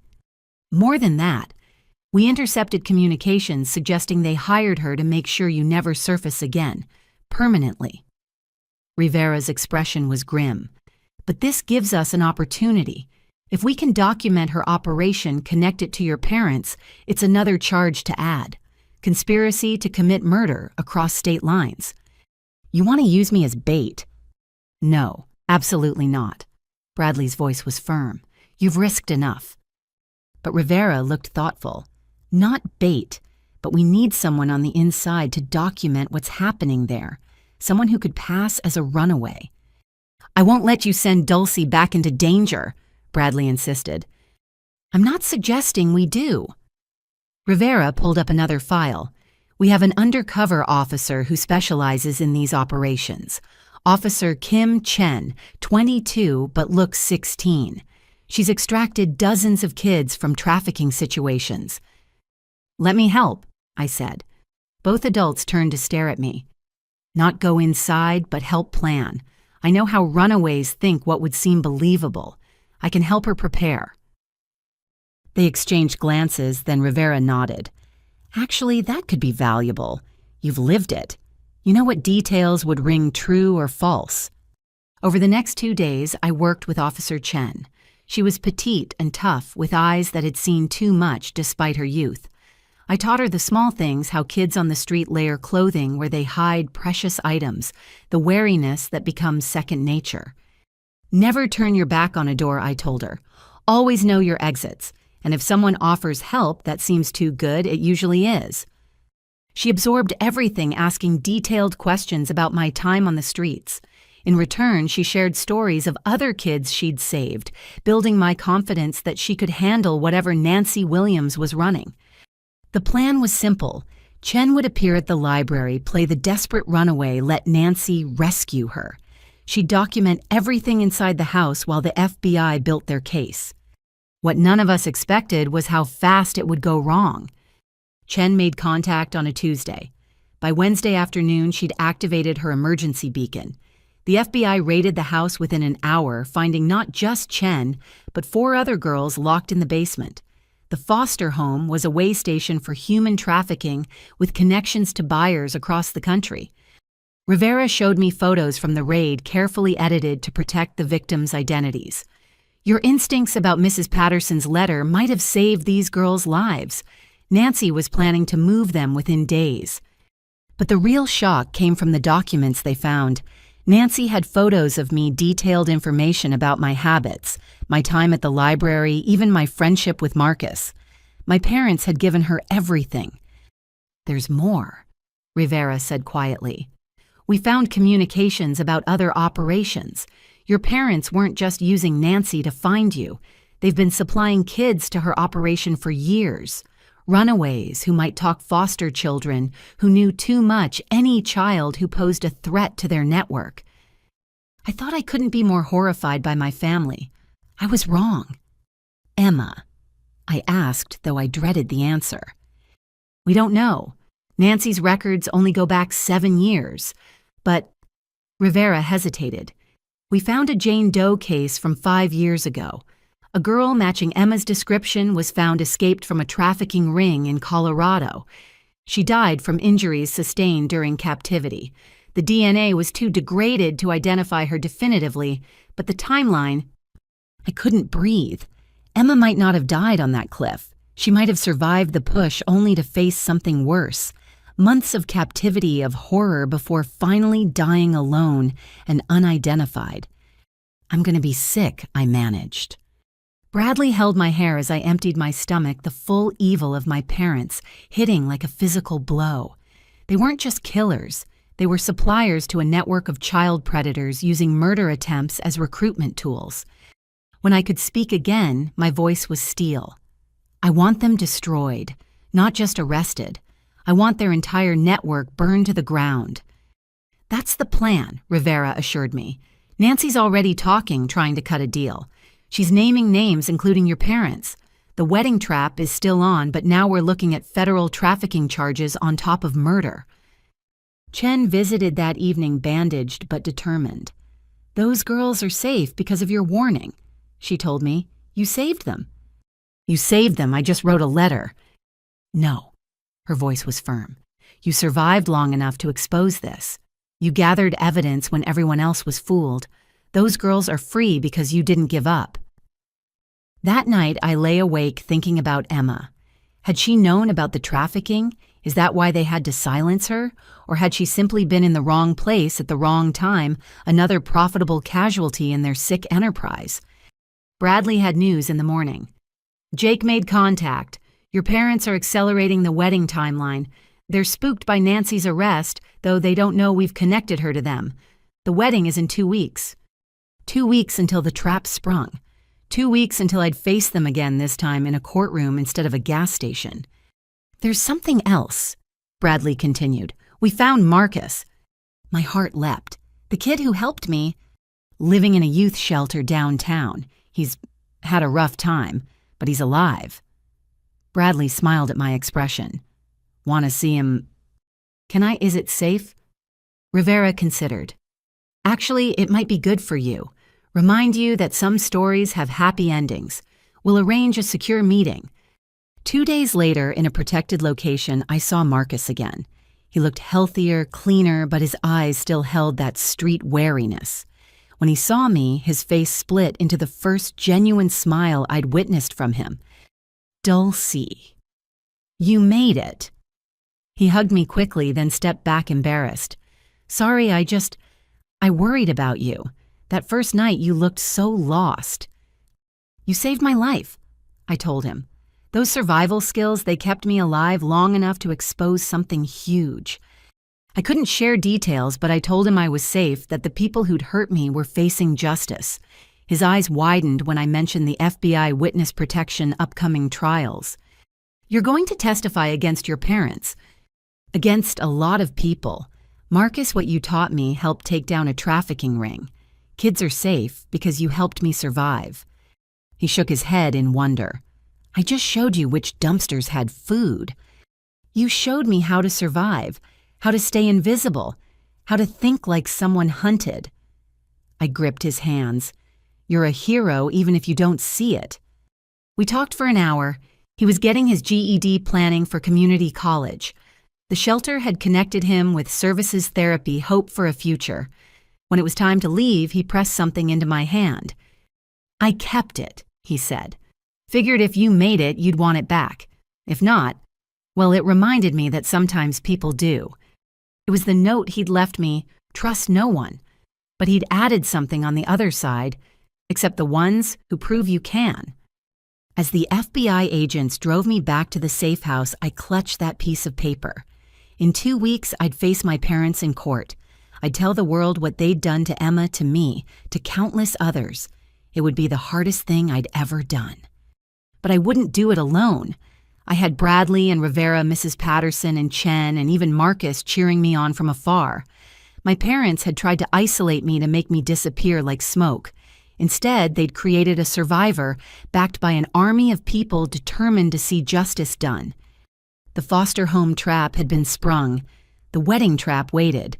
And somewhere in federal custody, Nancy Williams was singing every secret she knew about my family's crimes. They thought abandoning me at that gas station was the end of my story. They were wrong. It was just the beginning. The video call came at 3 a.m, jarring me from restless sleep. Rivera and Bradley had warned me something was coming, but they'd been cryptic about details. Just be ready for a shock, Rivera had said. A good one for once. I stumbled to the secure laptop, entering the complex password sequence they'd taught me. The encrypted connection took forever to establish. When the screen finally cleared, I found myself looking at an elderly woman with sharp blue eyes and silver hair pulled into an elegant bun. Hello, Dulcie. She said, her voice carrying a slight tremor that might have been emotion or age. I'm sorry we have to meet like this. I blinked, trying to process what I was seeing. You're dead. Dad said you died 3 years ago. We had a funeral. Ruth Martinez smiled sadly. Your father says many things that aren't true, but in this case, he believes it himself. The body they buried was a very convincing fake courtesy of the U.S. Marshals Service. Grandma, the word came out as barely a whisper. Yes, sweetheart, it's really me. Tears tracked down her weathered cheeks. I've been watching over you from afar. When they abandoned you at that gas station, it nearly killed me to not intervene directly. But I had to wait, had to let the investigation build. Investigation. How long have you known what they were doing? Ruth's expression hardened. I suspected after Maria died. My daughter was too careful a driver to simply plunge off a cliff, but I had no proof. Then Emma started asking questions, noticed the same patterns you did. She came to me with her suspicions. Emma knew you were investigating. She was helping me. Smart girl, your sister. Too smart for her own good. Ruth pulled out a tissue, dabbing her eyes. The night before she disappeared, she called me. Said she'd found something important in the old family records. She was going to bring them to me the next day. But they killed her first. They tried, but Emma was resourceful. She hid the documents before they took her on that final trip. Ruth leaned closer to the camera. Dulcie, I need you to understand something about our family. The sickness in it goes back generations, but so does the resistance to it. Your great-grandmother fought it. I fought it. Emma fought it. Now it's your turn. Where are the documents Emma found hidden in the last place your parents would look, the one place in the house they never go? She smiled slightly. The attic crawl space above your room, behind the insulation near the south wall. Emma knew you were the only one small enough to fit back there when you were older. My mind raced. Emma had been in my room that last night, hugging me extra long, telling me she loved me. Had she been hiding evidence just feet from where I slept? After Emma disappeared, I knew I was next. Ruth continued. Your parents had already tried twice. Food poisoning at Sunday dinner that only affected me. Brake lines cut on my car. So I reached out to Tom Bradley. Yes, I'm the one who hired him initially. Together we staged my death. But the funeral, the will reading, all theater. The will they read was fake. My real will is quite different. Her eyes glinted. You see, I've spent 3 years documenting everything. Not just your parents' crimes, but the entire family history. Every suspicious death, every missing relative, every insurance payout. It goes back 60 years, Dulcie. Your grandfather, his father before him, killers all. I felt sick. Why would a family do this for generations? Power, money, and a twisted philosophy that the family must be pruned to stay strong. They call it the tradition. Only the ruthless survive to pass on the name. Ruth's voice dripped disgust. But there have always been those who fought back. Your great-aunt Helen exposed her brother in 1972. Your second cousin Michael wore a wire to his own father's arrest in 1993. We're not all monsters, Dulcie. Just enough to make the family name a curse. Why didn't you go to the police years ago? With what proof suspicions? The word of an old woman against her respected son and daughter-in-law. She shook her head. I needed evidence. Emma died trying to get it. You succeeded where we failed. Not alone, Tom Bradley, Agent Rivera, Mrs. Patterson, I had help. Because you were brave enough to accept it, smart enough to document everything, strong enough to survive. Ruth's pride was evident. You're a true Martinez woman, not the twisted version your parents represent, but what we were meant to be. Protectors, not predators. Bradley appeared in frame beside her. We should tell her the rest. Rest, I asked. Ruth nodded. The documents Emma hid aren't just family records. They're originals, birth certificates, death certificates, insurance documents, all proving the forgeries your family has used for decades. But more importantly, there's a ledger, a complete record of the tradition, written by your great-grandfather, names, dates, methods, and most crucially, where the bodies are hidden. My breath caught. Bodies? Not everyone got public funerals, dear. Some simply moved away or lost touch. The ledger details where they really ended up. Ruth's face was stone. Emma found it all. That's why they had to silence her immediately. If we could get that ledger, it would prove conspiracy going back generations, show pattern and practice, turn individual murders into organized crime. Bradley leaned forward, but we can't legally enter the house to search. Unless I invited you, I said slowly. It was my home, too, my room. Rivera must have been listening because her voice came through the speakers. Absolutely not. We're not sending you back into that house. You wouldn't be sending me. I'd be choosing to go. The plan formed as I spoke. My parents don't know I'm cooperating with you. What if I appeared to break from protective custody, showed up at home playing the prodigal daughter? I could retrieve the documents while wearing a wire. Too dangerous, Bradley said immediately. But Ruth looked thoughtful. It could work. Robert and Linda always underestimate their children. They'd believe Dulcie came crawling back, especially if she seemed properly broken. "Grandma," Bradley protested. "Don't grandma me, Thomas. This is our chance to end it all." She focused on me. "But only if you're certain. This isn't just dangerous, it's the hardest thing you could do. Facing them, pretending to be defeated, when every instinct will scream to run or fight." I thought about Emma dying alone, whether on a cliff or in some trafficking hellhole. About Aunt Maria, whose only crime was inheriting money. About all the names I'd found in my research lives cut short by family tradition. "When?" I asked. "The wedding is in 10 days, Rivera's voice said. "If you're going to do this, it needs to be soon. We need time to analyze whatever you find." "Tomorrow," I said. "Give me tonight to prepare and I'll go tomorrow." Ruth wiped away fresh tears. "You're so much like Emma, so much like your great-grandmother Helen, the ones who fight back." "What happened to Helen?" I asked, though I suspected I knew. "Officially, car accident 3 days after she testified against her brother." Ruth's smile was sharp. "Unofficially, she lived another 40 years under a new name in Canada. I visited her every summer until she passed.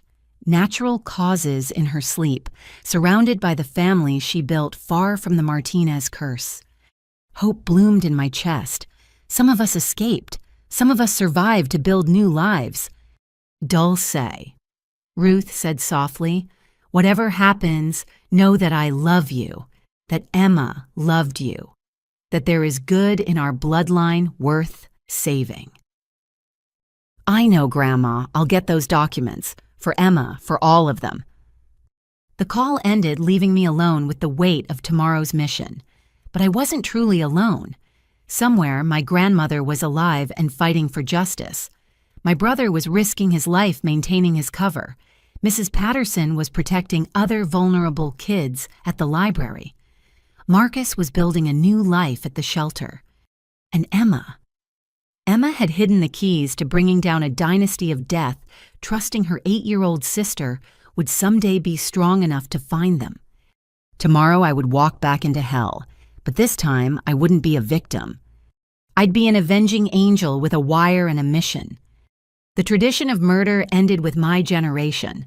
No more Martinez children would disappear for the crime of existing. No more inheritances built on blood. I spent the night practicing my story, my defeated posture, the tears I'd need to sell my return. By dawn, I was ready. Time to go home. Time to rob my parents of their last secrets. Time to prove that sometimes the pruned branches grow back stronger than the poisoned tree that cut them. The FBI safe house buzzed with activity as dawn broke. Technicians tested tiny recording devices while Rivera's team rehearsed contingency plans. I sat in the center of it all, letting them transform me back into the desperate runaway my parents expected to see. "Your clothes need to look worn but not destroyed," the costume specialist explained, artfully adding stains and tears to thrift store finds.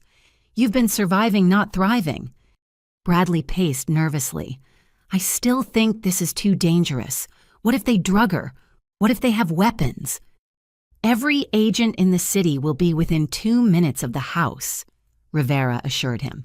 "The moment she says our safe word, we move in." "What's the safe word?" I asked.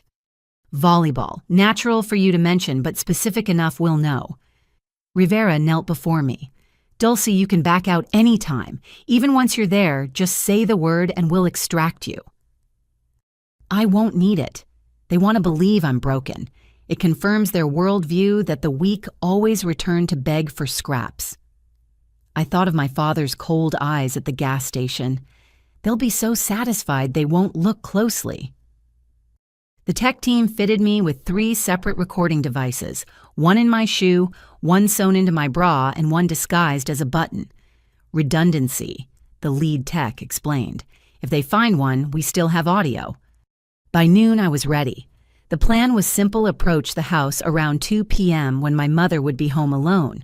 Play the traumatized child who'd learned her lesson. Get to my room, retrieve Emma's hidden documents, and get out. "Your grandmother confirmed the house layout hasn't changed." Rivera said, showing me blueprints. "Your room is exactly as you left it. They've kept everything the same, probably expecting you to return eventually. Or wanting to preserve the crime scene for their sick satisfaction," I muttered. The drive to my old neighborhood took 30 minutes but felt like hours. Agent Chen, posing as a social worker, would drop me 3 blocks away. I'd walk the rest, giving our surveillance teams time to position themselves. "You're brave," Chen said as we pulled over. "Those girls from the trafficking house are safe because you started this chain of events. Remember that if things get hard in there." I squeezed her hand, then stepped onto the familiar sidewalk. Every house triggered memories, birthday parties, Halloween nights, normal childhood moments, before I understood the monster lurking in my own home. The walk cleared my head. By the time I reached our pristine 2-story colonial, I'd fully inhabited my role. Exhausted runaway, defeated daughter, lesson learned. I rang the doorbell with a shaking hand that wasn't entirely an act. My mother answered within seconds, as if she'd been waiting by the door. Linda Martinez looked exactly the same perfectly styled brown hair designer clothes smile that never reached her eyes. "Dulcie!" she gasped, hand flying to her chest. "Oh my God, Dulcie!" She pulled me into a hug that felt like being embraced by a mannequin. "My baby, you're home. You're finally home." "Mom," I croaked, making my voice small and broken. "I'm sorry. I'm so sorry. You were right. The world is... it's so hard out there." "Oh, sweetheart, come inside. You're safe now." She guided me in, calling out, "Robert, Robert, come quickly. She's home." My father appeared from his study, and I saw genuine surprise flash across his face before he schooled it into concern. They hadn't expected me to return on my own. "Dulcie."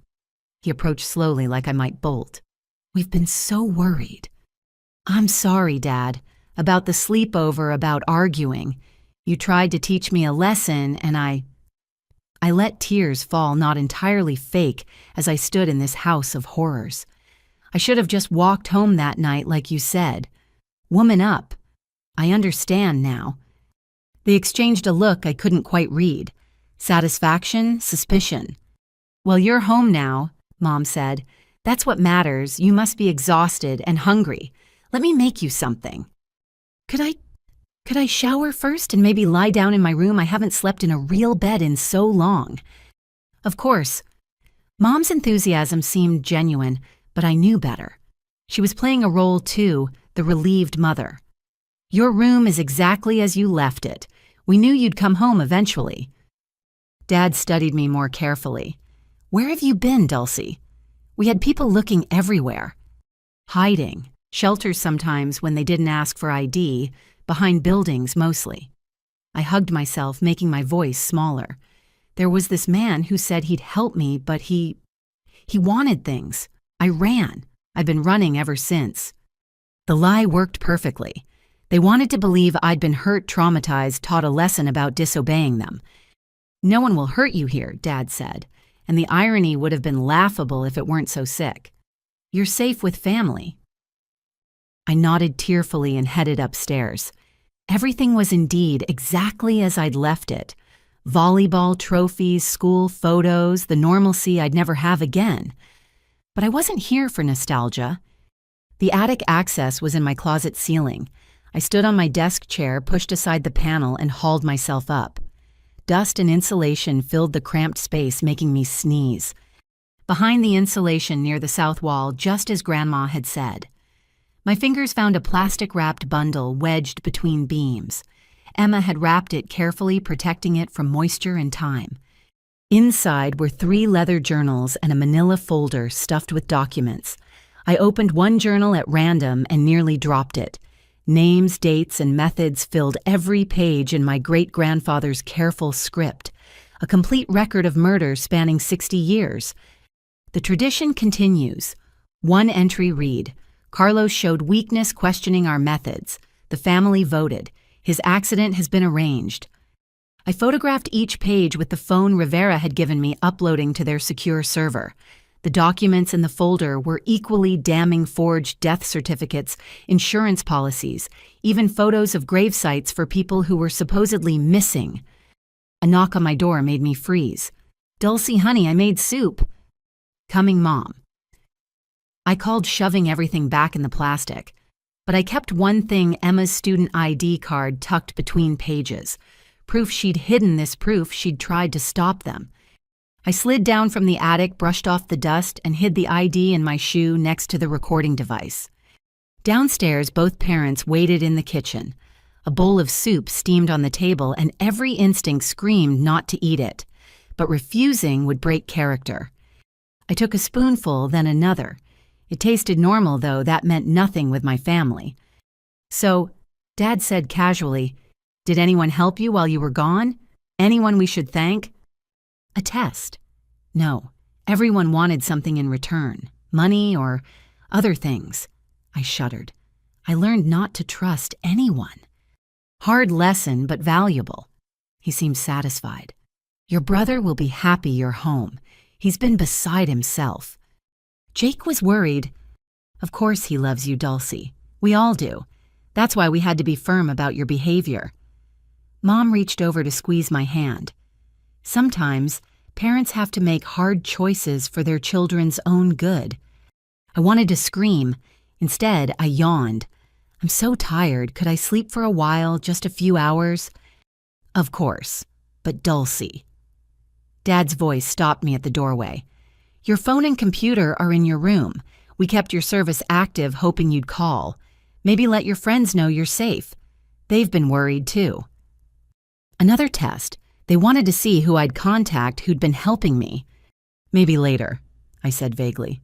"Right now, I just want to sleep." Back in my room, I did check the phone. Dozens of missed calls from Sarah, from teammates, from teachers. All from months ago, eventually tapering off as hope died. My parents had kept the illusion of searching while knowing exactly where they'd abandoned me. I lay on the bed, fighting the urge to run immediately. Rivera had said to seem natural, not to rush, but every minute in this house felt like drowning. 2 hours. I'd give it 2 hours, then make an excuse to leave. Get the documents to the FBI, let them build their final case. The wedding was in 8 days. 8 days until my parents faced justice. I must have dozed despite my anxiety because I woke to voices downstairs. Multiple voices. My blood froze as I recognized one. Marcus Webb, the fixer who'd been hunting me. "She's upstairs," my father was saying. "Came home on her own just as you predicted, traumatized, compliant. The streets did what we couldn't, broke her spirit." "Excellent," Webb replied. "And she hasn't contacted anyone. No mention of help." "None. She learned her lesson about trusting strangers." They laughed, the sound making my skin crawl. But Webb's next words froze my blood. "Good, because we found Nancy's replacement. Someone even better at handling difficult children. They'll be here tonight to collect her." Collect me, like a package, like cargo. My parents were never planning to let me stay. This was just another trap, another abandonment. But this time, I'd disappear forever into some trafficking nightmare. I pulled out my phone, texting Rivera frantically. "They're planning to traffic me tonight. Webb is here. Multiple hostiles." Her response was immediate. "Say the word and we come in. But if we move now, we might lose our chance at the wedding trap. Might not get everyone in the network." "Not yet," I typed. "Let me try something."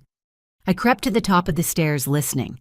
They were still talking, making plans for my collection and transport. That's when I heard another familiar voice join them. Jake. My brother was there, part of the planning. "I can drug her dinner," he was saying. "Make transport easier." My heart shattered. His guilt, his recordings, his help, had it all been an act? Another family trap. But then I heard something else, a slight emphasis on certain words. "I can drug her dinner. Make transport easier." He was warning me, speaking louder than necessary, ensuring I'd hear from upstairs.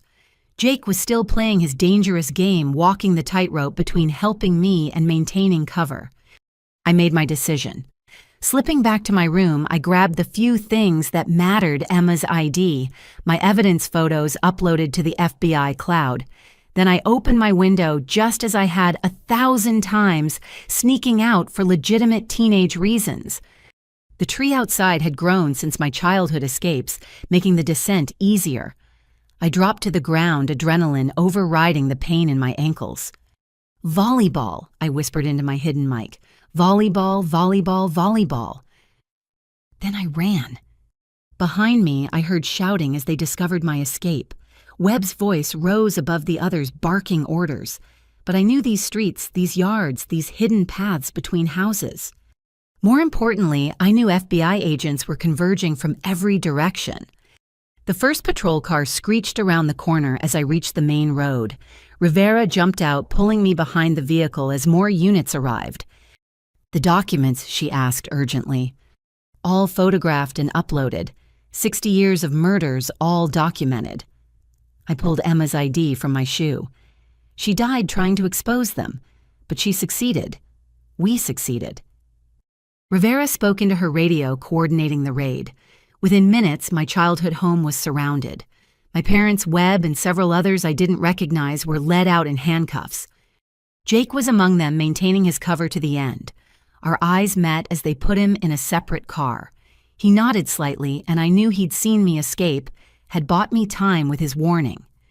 "It's over," Bradley said, appearing at my elbow. "You did it." But it wasn't over. The wedding trap still waited. More network members to catch, trials to endure, truth to speak. I clutched Emma's ID card, thinking of all the victims over 60 years. They'd have justice now. The tradition of murder ended here, ended with a 13-year-old girl who refused to disappear. "Thank you," I whispered to my sister's memory. "I found them. I found them all." Rivera put her arm around me, guiding me to safety as evidence teams swarmed my former home. In 8 days, the rest would fall. But tonight, the Martinez murders were finally exposed. The tradition was broken, and I was finally truly free. The arrest of my parents made the evening news, but the FBI kept most details sealed to protect the ongoing investigation. I watched from a new safe house as reporters stood outside my childhood home, speculating about the shocking allegations against the respected Martinez family. If only they knew the full truth. What I didn't expect was the phone call that came the next morning. Dulcie. The voice was professional but warm. "My name is Christina Chen. I'm an investigative journalist with Channel 7. I know you're probably being told not to talk to media, but I need you to hear me out. I was Emma's roommate at State College." I nearly dropped the phone. Emma's roommate for 6 months before she disappeared. She was my best friend, and I never believed the runaway story. "I've been investigating your family for 3 years. I have something you need to see." Rivera, listening on speaker, nodded her approval. Within an hour, Christina arrived at the safe house under FBI escort. She was young, maybe 25, with intense eyes and an armload of files. "Emma was scared those last few weeks." She began without preamble. "She'd found something in your grandmother's papers during spring break. She wouldn't tell me what, but she started recording conversations with your parents." My heart raced. "She made recordings." Christina pulled out a laptop. "She uploaded them to a cloud account I helped her set up. Your parents never knew. She gave me the password the night before she left for home, said if anything happened..." Her voice cracked slightly. "I've been gathering evidence ever since." The first recording made me sick. My mother's voice discussing Emma with someone I didn't recognize. "She's been asking questions about Maria. We may need to accelerate the timeline." My father's response: "The wedding excuse still works. Tell her we're scouting venues in Colorado, remote locations, cliffs for photos. She'll never suspect." "They planned it," I whispered, "weeks in advance." "There's more," Christina said grimly. "Emma wasn't just investigating. She was documenting everything in real time." She pulled up videos Emma had secretly recorded on her phone. Family dinners where my parents casually discussed problem relatives. Planning sessions disguised as normal conversation. In one video, I saw my 8-year-old self in the background playing with dolls while my parents discussed Aunt Maria's accident at the kitchen table. I'd been right there, too young to understand the monsters I lived with. "Why didn't you go to police?" Rivera asked. Christina's expression hardened. I tried. The detective I spoke to was golf buddies with your father. My concerns were dismissed, and suddenly I was facing harassment charges for stalking a grieving family. I had to back off work in the shadows. But you kept investigating. I couldn't let Emma down. I knew something terrible had happened to her. She pulled out a map marked with red X's. I've tracked everywhere your parents traveled in the past decade. Every family vacation corresponds with a relative's death or disappearance. But this is what made me call you. She showed me a list of wedding vendors my parents had contacted, florists, caterers, venues. Normal, except for one detail: they'd all been involved in previous events where relatives had died. The caterer from your Aunt Maria's birthday party before her accident, the hotel where your cousin Stephen had his heart attack at 32. They're recreating successful murder scenarios using people who've kept quiet before. Rivera immediately got on the phone sharing this information with her team. The wedding trap had just become even more critical. There's something else, Christina said, turning to me. I want to run an exclusive story. Tonight. Let the public know what's really happening before your parents' lawyers can spin it. Absolutely not, Rivera said. We can't compromise the investigation. Actually, I said slowly, what if we could use this control the narrative before my parents do? Bradley, who'd been quiet until now, leaned forward. She has a point. Your parents are well connected. Their lawyers are probably already working on a counter-narrative. Troubled teen makes wild accusations. Grief-stricken parents wrongly accused. But if the truth comes out first, I looked at Christina. You have Emma's recordings, her videos, proof this goes back years. Rivera made more phone calls. An hour of heated discussion with her superiors followed. Finally, she turned back to us. We'll allow a limited interview. No details about the wedding operation, nothing that compromises ongoing investigations. Focus on Emma on the historical pattern. Make it clear this isn't just about you, it's about decades of murders. Christina set up her equipment in the safe house living room. She was gentle but thorough, walking me through my story. The abandonment, the discovery of the pattern, finding allies who believed me. When we got to Emma, I broke down. She tried to stop them. She knew they were killers and tried to gather evidence. They murdered her for it. I looked directly at the camera. My sister died trying to protect future victims. I'm finishing what she started. Christina asked about the documents I'd found, careful not to reveal specifics. Is it true there's evidence going back generations? 60 years of murders, all documented. My family has been killing relatives for inheritance money since my great-grandfather's time. They call it the tradition. And you were to be their next victim. I thought about the gas station, the trafficking plan, all the ways they'd tried to erase me.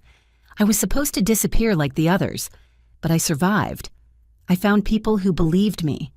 And now the truth is coming out. The interview would air at 6 p.m., carefully edited by FBI media liaisons. But Christina saved her biggest revelation for the end of our session. I've been in contact with other families, she said. Other people who lost relatives to suspicious accidents, who were told they were crazy for questioning it.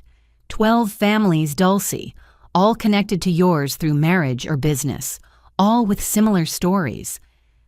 She showed me letters, emails, messages from people who'd suffered losses they couldn't explain, a pattern of death that spread beyond blood relatives to anyone who got too close to the Martinez family's secrets. Will they come forward? I asked. They're scared, but seeing you speak out, it might give them courage. Christina packed up her equipment. Your bravery might save lives, Dulcie, future victims who would have been targeted. That evening, I watched my interview from yet another safe house surrounded by FBI agents and my small circle of protectors. Seeing my face on screen felt surreal, but Christina had done a masterful job weaving in Emma's recordings and evidence to create an undeniable narrative. The public response was immediate and overwhelming. Within an hour, justice for Emma was trending. Other victims' families began sharing their stories. The Martinez family narrative was crumbling under the weight of truth. My phone, a new secure one, buzzed with a text from an unknown number. Rivera checked it before showing me. "You did good, kid. The truth needed to come out. Jay." Jake somehow messaging from federal custody, still looking out for me in whatever way he could. But the media storm brought unexpected consequences. By morning, 3 more suspects had fled, apparently warned by the broadcast. The wedding guest list was shrinking as co-conspirators panicked. "We're moving up the timeline," Rivera announced. "The wedding trap happens in 3 days. Can you handle testifying that soon?" 3 days to prepare for facing a room full of killers. 3 days until the final confrontation. "I'll be ready," I said. Christina's story had opened the floodgates. More journalists picked up the thread. Documentarians called. The secret massacre my family had conducted for decades was finally in the light. But exposure meant danger, too. That night, someone tried to break into the safe house. FBI agents stopped them, but the message was clear. The cornered killers were desperate. After the trial, Rivera said, "We're putting you in full witness protection. New identity, new life far from here." I nodded, understanding. Dulcie Martinez would have to disappear after all. But unlike my family's victims, I'd vanish into safety and freedom, not death. The girl from the gas station was about to help bring down a murder dynasty. Emma would have been proud. The federal courthouse looked like a fortress the morning of the wedding trap operation. FBI agents, U.S. Marshals, and local police created layers of security. Media vans lined the streets, reporters broadcasting live about the trial of the century that was actually an elaborate sting operation. Inside, I sat in a witness waiting room wearing a bulletproof vest under my dark blue court outfit. Rivera checked her earpiece, constantly coordinating with teams at the actual wedding venue 40 miles away. "Your parents' lawyers filed 17 motions this morning," Bradley informed me. "Everything from dismissing charges to claiming mental incompetence on your part, all denied." "Are they here?" I asked. "In custody transport. They'll be brought in once we're ready." He paused. "Jake's here too. He's been moved to our witness list." My heart leapt. He's testifying against them. With his recordings and inside knowledge, he's our star witness after you. Bradley smiled grimly. "Your parents don't know yet. They think he's here to support them." Rivera's earpiece crackled. "Wedding guests are arriving at the venue. Team 2 confirms visual on 15 targets." The plan was elegant. While the high-profile hearing drew media attention, the wedding was proceeding as planned at an isolated resort. Family members who'd fled after my interview had been told the hearing was a distraction, that the real plan continued. FBI agents posed as staff wedding guests, even the bride herself. "Courtroom's ready," Rivera announced. "Remember Dulcie, we need to keep them focused here while the venue team works. Tell your story, take your time. Every minute counts." I was led through secure hallways to the courtroom. It was packed journalists, victims' families, curiosity seekers. I spotted Mrs. Patterson in the gallery, Christina with her notepad, even Marcus in a borrowed suit. My army of supporters all here to witness the end. Then I saw them. My parents in orange jumpsuits and shackles seated at the defense table. They looked smaller somehow, their power stripped away. Mom's perfect hair was flat, Dad's commanding presence reduced to slumped shoulders. Our eyes met across the room. My mother's expression cycled through emotions, surprise, rage, and something that might have been fear. My father just stared as if trying to intimidate me into silence even now. "All rise," the bailiff called. "The Honorable Judge Patricia Hawkins presiding." Judge Hawkins was known for her no-nonsense approach to organized crime. She'd overseen RICO cases, mob trials, conspiracy networks, perfect for untangling 60 years of family murders. "Ms. Martinez," the prosecutor began after opening statements, "please tell the court about October 15th of this year." I spoke clearly, letting every word carry through the silent courtroom. The argument about the sleepover, the drive to the gas station, my father's cold command to woman up. the abandonment that started my journey to this moment. Objection! My parents' lawyer interrupted. Hearsay, speculation. My clients were engaged in reasonable parenting. Overruled, Judge Hawkins cut him off.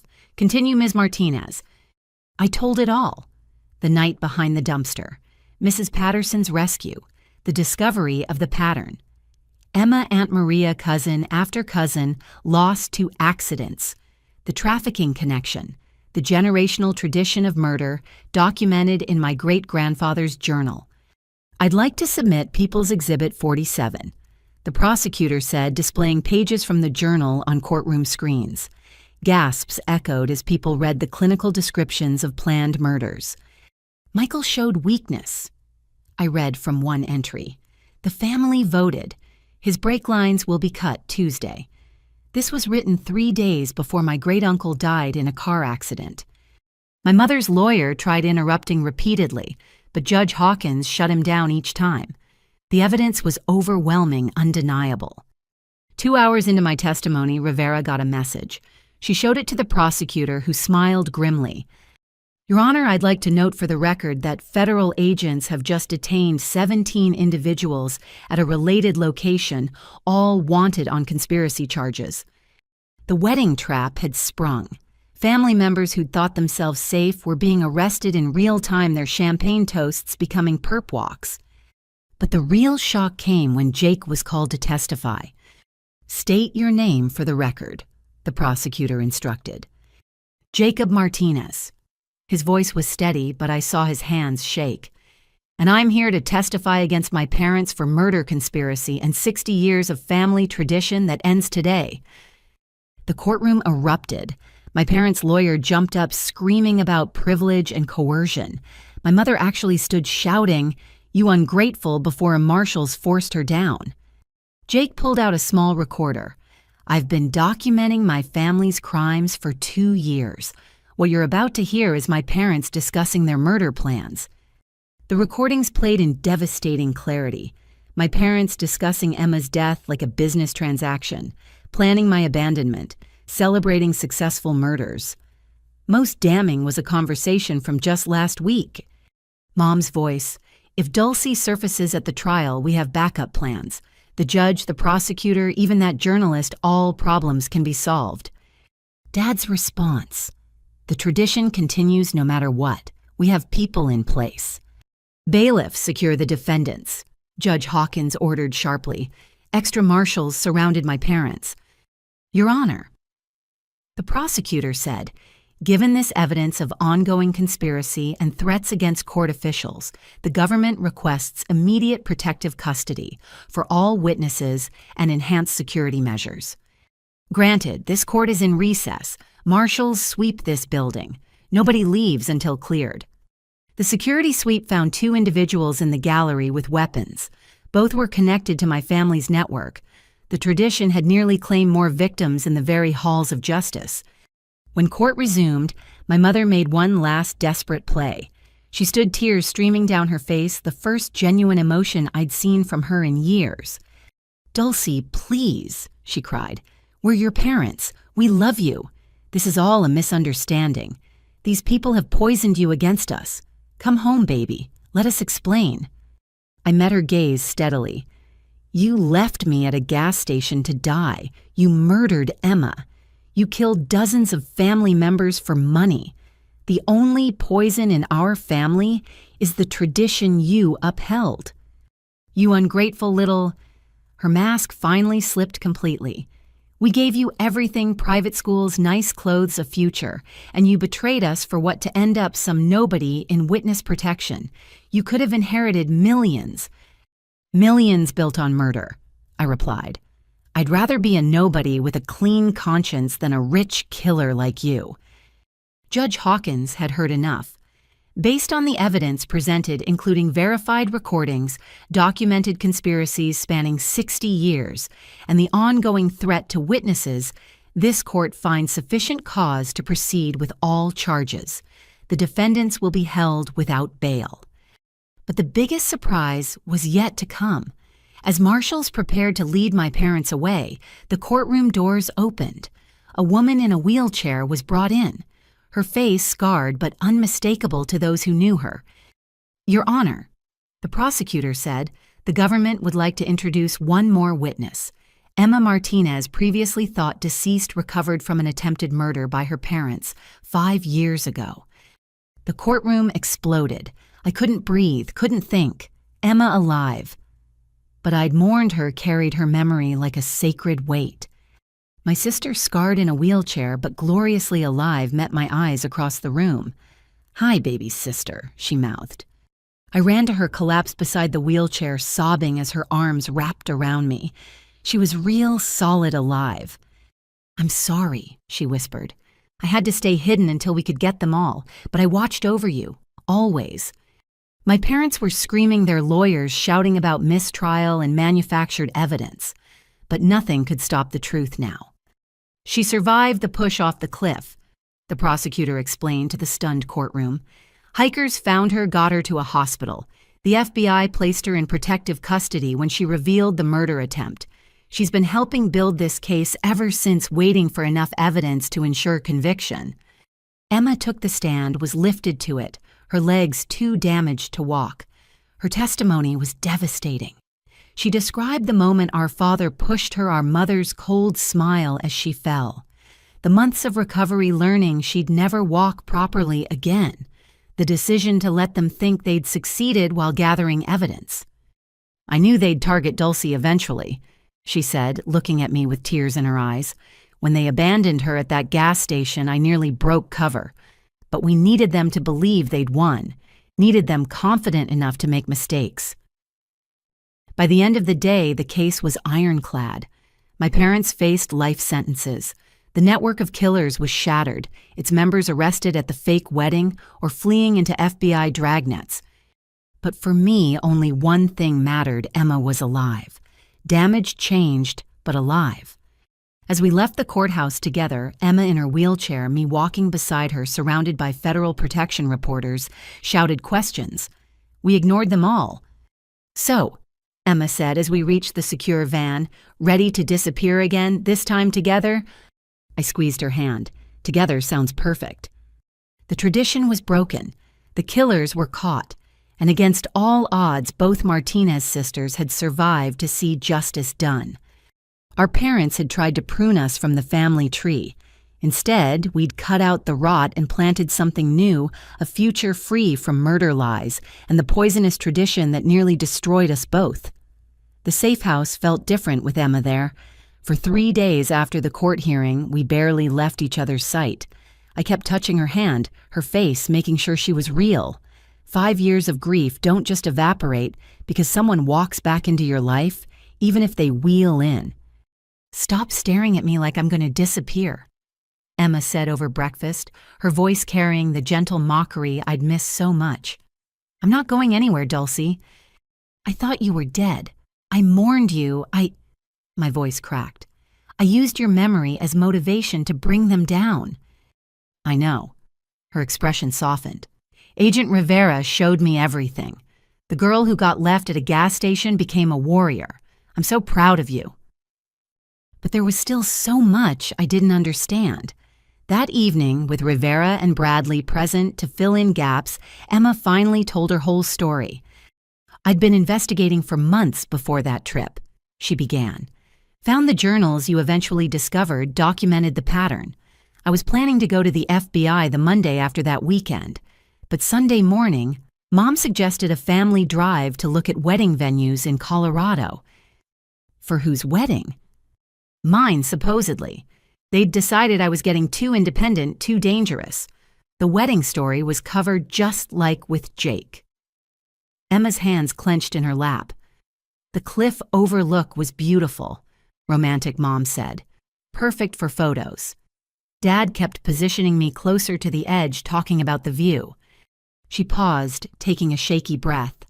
I saw it in his eyes the moment before he did it. Just emptiness.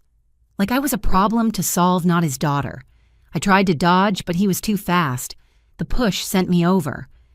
"How did you survive?" "Luck. Branches. A ledge about 20 feet down caught me, broke the fall into segments. But my legs..." She gestured at the wheelchair. Shattered. Spine damaged. The hikers who found me said I was unconscious for hours. Rivera took over. The hospital contacted us when Emma woke up. She was terrified her parents would come finish the job, insisted we check their alibis. When we discovered they'd already reported her as a runaway, filed insurance claims, we knew she was telling the truth. But why not arrest them then? I asked. No evidence, Emma said bitterly. My word against theirs. They'd played grieving parents perfectly, even had witnesses who'd seen them searching the area after I wandered off. Without more proof, it would have been dismissed as a troubled teen's desperate lie. So the FBI hid you. Witness protection off the books. New name, new life, intensive physical therapy. Emma's smile was sad. Sarah Chen, that's what they called me. I watched from afar as our parents collected my life insurance, played the victims.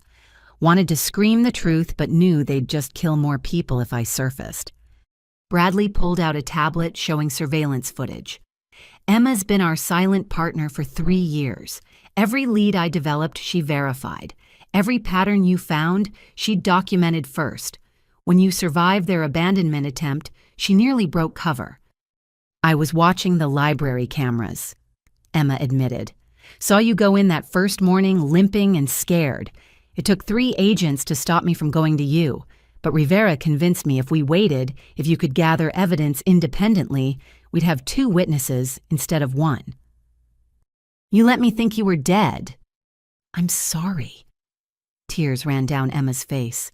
But Dulcie, if you'd known I was alive, would you have fought so hard? Would you have dug so deep? Your genuine grief and anger made you unstoppable, made you believable. Even our parents couldn't dismiss you as a conspirator because you truly thought I was gone. I wanted to be angry but couldn't. She was right. My pain had driven me to take risks a hopeful person wouldn't have taken. There's more, Rivera said. Emma didn't just hide. She's been building a legal case, studying law through correspondence courses. She's 3 months from a degree. I'm going to prosecute them, Emma said fiercely. Every conspirator, every enabler. I'll spend the rest of my life making sure no family suffers like ours did. The tradition dies with our generation, but justice continues. Together, I asked. If you'll have me, though you might not once you hear the rest. Emma looked uncomfortable. I've been in contact with someone you know, Marcus. My head snapped up. What? After he helped you that first night, I made sure he found that youth shelter. Anonymous tip about a bed opening up small cash donation to get him started. I couldn't help you directly, but I could help the boy who saved you. You've been watching over both of us. All of us. Jake too. Those donations he made to runaway shelters, I suggested them through intermediaries, guided him toward redemption. Even Mrs. Patterson, when the library faced budget cuts last year, an anonymous grant saved the youth programs. Couldn't let the woman who sheltered you lose her ability to help others. I stared at my sister, seeing her clearly for the first time. Not just a victim who survived, but a guardian angel working from the shadows. You built a network to counter theirs, I breathed. Someone had to. Our family spent 60 years creating a murder machine. I've spent 5 years building a justice network to destroy it. She rolled closer to me. But I'm tired of shadows, Dulcie, ready to step into the light. The question is, what do you want? Witness protection means new identities, new lives.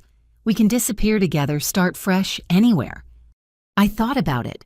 Dulcie Martinez, the volleyball player with normal teenage problems, was gone. The girl who'd survived the gas station was gone too. In their place sat someone harder, sadder, but infinitely stronger.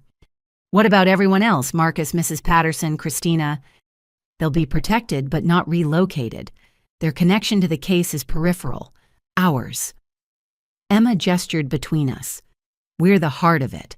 The surviving victims who brought down a dynasty. That makes us permanent targets for anyone loyal to the tradition. Rivera pulled out folders. New identities are ready when you are. Sisters still, but with a different last name, different history. College applications, job references, everything you need to build real lives. What about testifying the trials? Video testimony, sealed depositions. You've already given us everything we need. The rest is just procedure. Rivera smiled. You've done your part.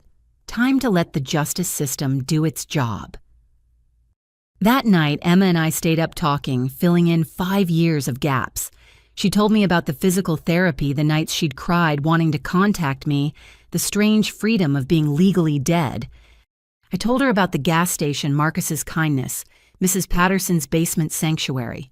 We compared notes on our parents' crimes, marveling at how we'd both followed similar investigative paths. You know what the sick part is, Emma said around 3 a.m. I think they were proud when you survived the gas station. Not happy, but proud. You proved you were a true Martinez, ruthless enough to endure anything. Except I used that ruthlessness against them. The ultimate irony.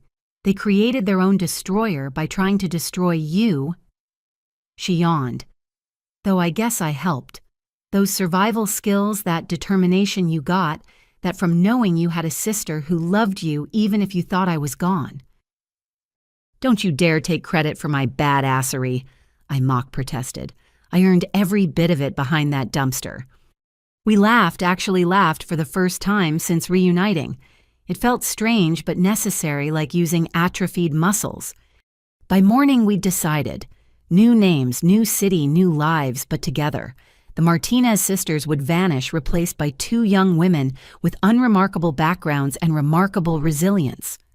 One condition, I said as Rivera prepared our relocation paperwork. We stay involved in the trials, video testimony, depositions, whatever's needed. Our parents stole 60 years of lives. We owe those victims justice. And after, Emma asked, after we live, really live. Not just survive or hide, but build something good. Maybe help other victims of family violence. Use what we've learned. I squeezed her hand. The tradition ends, but our story continues. Rivera handed us our new documents. Different names, but the same unbreakable bond. We'd been forged in abandonment and murder attempts tempered by years apart, but emerged stronger than our parents could have imagined. Ready? Emma asked as federal marshals prepared to drive us to our new lives. Together, I responded. Always. The girl abandoned at the gas station was gone. The girl who died on a cliff was gone. In their place, 2 sisters rolled and walked toward a future free from tradition, but full of purpose. Our parents had tried to prune us from the family tree. Instead, we'd become seeds carried on the wind, ready to plant something entirely new. The wedding still happened in a way. 3 weeks after Emma's dramatic court appearance, Jake married Amanda Torres in a small ceremony at the Federal Detention Center, where he was being held for his own protection. I watched through a video link from our secure location, Emma beside me in her wheelchair. Do you, Jacob Martinez, take this woman to be your lawfully wedded wife? The chaplain asked. I do, Jake said, his voice steady despite the circumstances. It should have been absurd, a wedding in a jail visitor room, the groom in custody, FBI agents as witnesses. But when Amanda said her vows, her voice carried something I hadn't expected, genuine emotion. Jake Rivera explained later that day visiting our temporary safe house has been instrumental in unraveling the network. His recordings combined with what you and Emma provided have led to 47 arrests so far. 47, Emma breathed. The tradition was bigger than just your family, connected families across 5 states all running similar operations. Your parents were regional leaders in a murder syndicate that's operated since the 1960s. Rivera pulled out her tablet showing us charts that look like corporate hierarchies. 60 years of murders, all connected, all following the same playbook your great-grandfather wrote. The revelation should have shocked me, but I was beyond surprise. Of course it was bigger. Evil that's systematic doesn't exist in isolation. What about Amanda? I asked. Jake's wife, she's really FBI. Rivera smiled. That's what makes this interesting. She was undercover, yes, assigned to get close to Jake 2 years ago, but But she fell in love with him, Emma finished. Classic. More complicated than that. Rivera pulled up Amanda's file. Agent Torres specialized in infiltrating organized crime families. She was supposed to gather evidence on Jake, flip him if possible. Instead, she discovered he was already documenting crimes, wrestling with guilt, trying to find a way out. The video link crackled back to life. Jake and Amanda sat across from each other at a metal table, holding hands despite the handcuffs. "I need to tell you something," Amanda was saying, "about why I really stayed." Jake tensed. "If this is where you reveal you're pregnant or dying or—" "No." She laughed, surprising them both. "Nothing that dramatic. I stayed because I saw who you really were, not the killer your parents wanted, not the coward you believed yourself to be. I saw a man trying to break a generational curse." "I let them kill Emma," Jake said flatly. "You were 15 and terrified. You've punished yourself every day since." Amanda leaned forward. "But you also recorded them. Protected Sarah when they threatened her. Helped Dulcie escape. You've been fighting them the only way you knew how." Watching my brother's face crumble, I felt my own anger softening. He'd been trapped in the same family web, just caught differently than Emma and me. "The deal Rivera offered," Amanda continued. "Take it. Testify, serve your time, then disappear with me. We can build something better." "What kind of life is that for you, married to a convicted conspirator?" "A real life, honest for the first time." She squeezed his hands. "I've spent 5 years pretending to be someone else. I'm tired of lies. Aren't you?" Emma gripped my hand as we watched. Our brother, complicit but repentant, guilty but not irredeemable, sat at his own crossroads. "Yes," Jake finally whispered. "God, yes." Rivera turned off the feed, giving them privacy. "He'll serve 3 years, possibly 2, with good behavior. Amanda's agreed to resign from the Bureau, start fresh with him after. Your grandmother's legitimate inheritance will be divided between you and Emma. Jake's renounced his share." "Grandma," I said suddenly, "is she watching all this?" "Every moment," Rivera confirmed. "She's in a secure facility helping prosecutors understand 60 years of financial crimes. Did you know your family's murder profits funded 12 legitimate businesses, all being seized now?" The scope kept expanding. Every thread pulled revealed 10 more. Our parents hadn't just killed for inheritance, they'd built an empire on blood money. That evening, a package arrived through secure channels. Inside was a letter in Jake's handwriting. "Dulcie and Emma, I don't expect forgiveness. I failed you both in unforgivable ways, but I want you to know every recording I made, every document I preserved, I did thinking of you, hoping someday it might protect you or bring you justice." Amanda helped me see that redemption isn't about erasing the past, but building a better future. I'll spend whatever time I have left doing that. The tradition dies with us. Let something better grow. Your brother, if you'll still have me, Jake. Emma read it twice, then looked at me. "What do you think?" I paused, sorting through complicated emotions. "I think people aren't just one thing. Jake was weak when it mattered most, but he's been strong since. Maybe that's enough." "Forgiveness? Not yet, maybe not ever completely, but acknowledgement that he's trying that I can do." Rivera's phone buzzed. She checked it and smiled. "Speaking of trying, Marcus sends his regards. He's starting community college next month. Wants to become a social worker. Help street kids like you. Helped him." "I helped him," I laughed. "He saved my life that first night." "And you saved his by exposing the trafficking ring, the shelter he's at.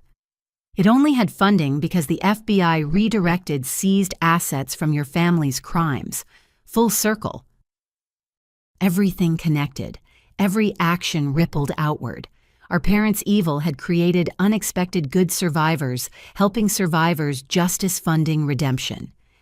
"There's a request from Christina Chen," Rivera continued. "She's working on a documentary about generational trauma and breaking cycles of violence. Wants to interview you both whenever you're ready." "After," Emma said firmly. After the trials, after we're settled, this story needs an ending before it becomes history. But I wondered if stories like ours ever really ended. The tradition was broken, yes. The murders stopped, the network dismantled. But the effects would ripple for generations.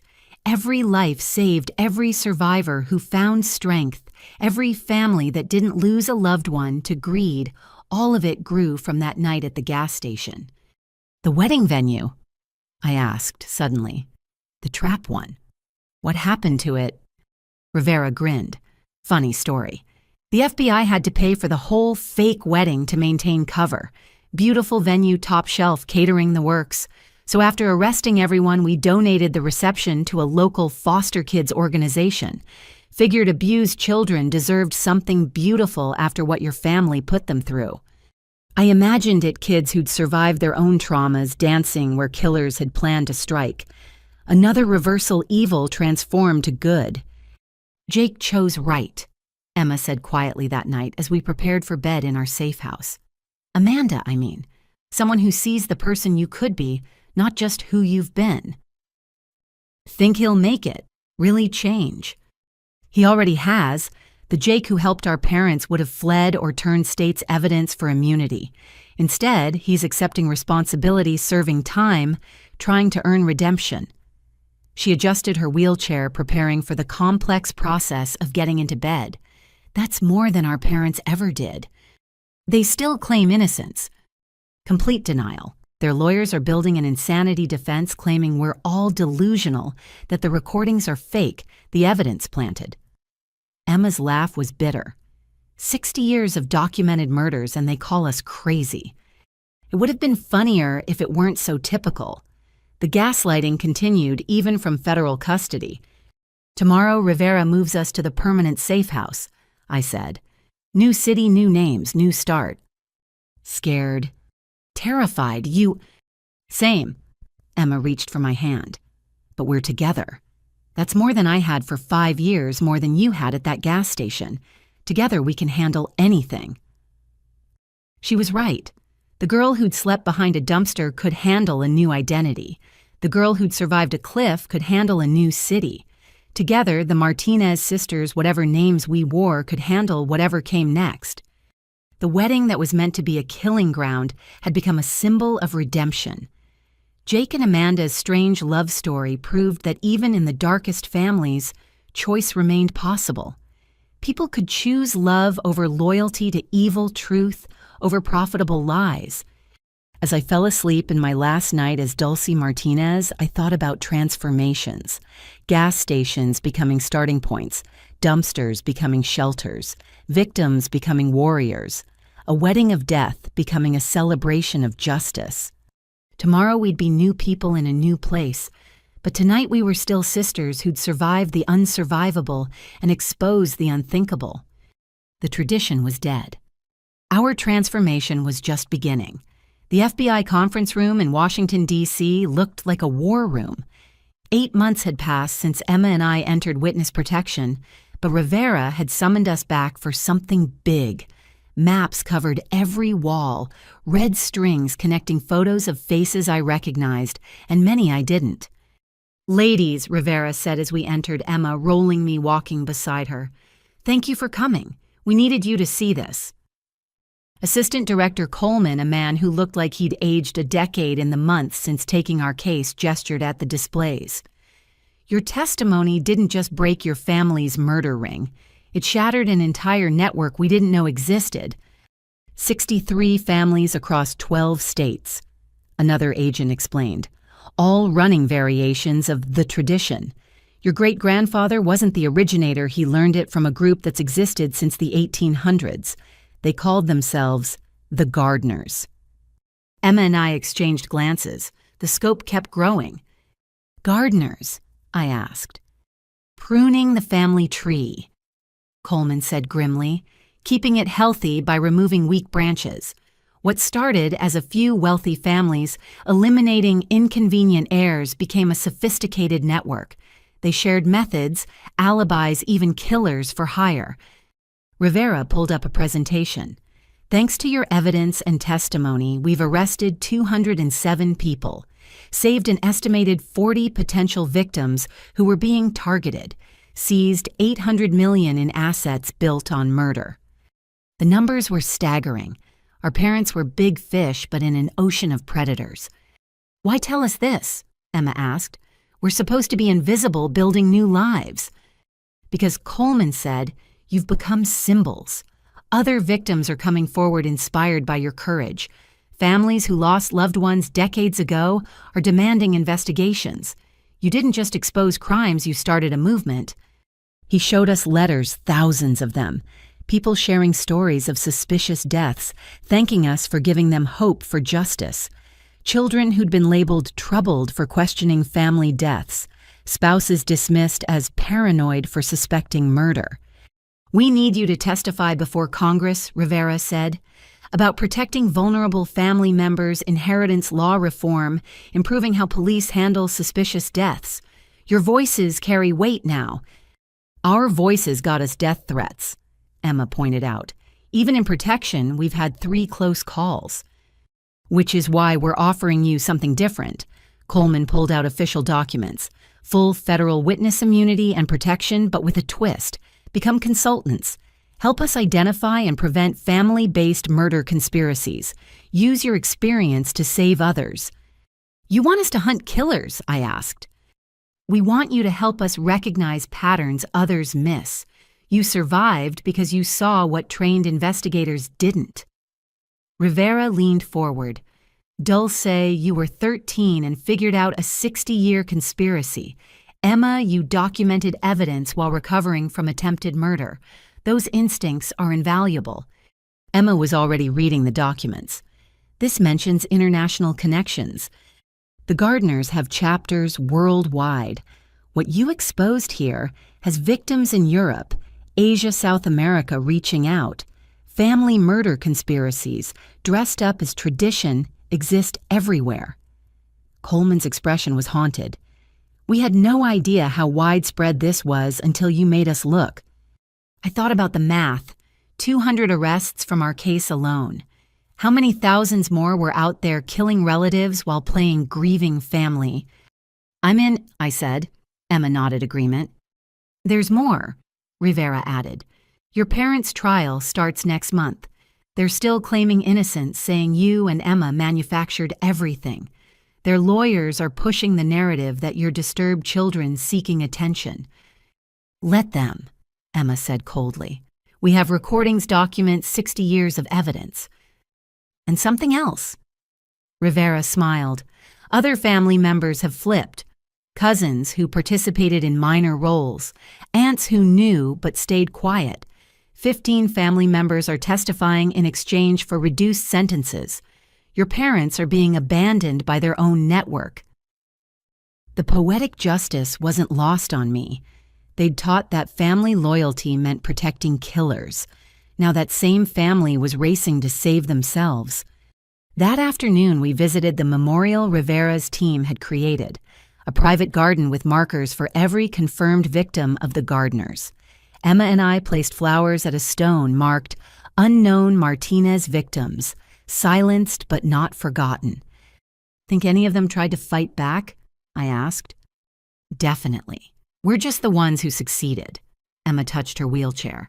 Though success is relative. You're alive, that's success. We're alive, she corrected. That's success.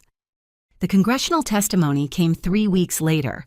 Emma and I sat side by side. She'd practiced transferring to a regular chair, so we'd appear as equals facing a room full of senators and representatives. Ms. Martinez. Senator Walsh began, then caught herself. I apologize, should I use your protective identity? Martinez is fine, I said. It's evidence of what we survived. We won't let them take our name along with everything else. For 3 hours, we laid out the systematic nature of family murders, how inheritance laws created opportunities, how police dismissed suspicions from young victims, how the foster system became a hunting ground for traffickers connected to killer families.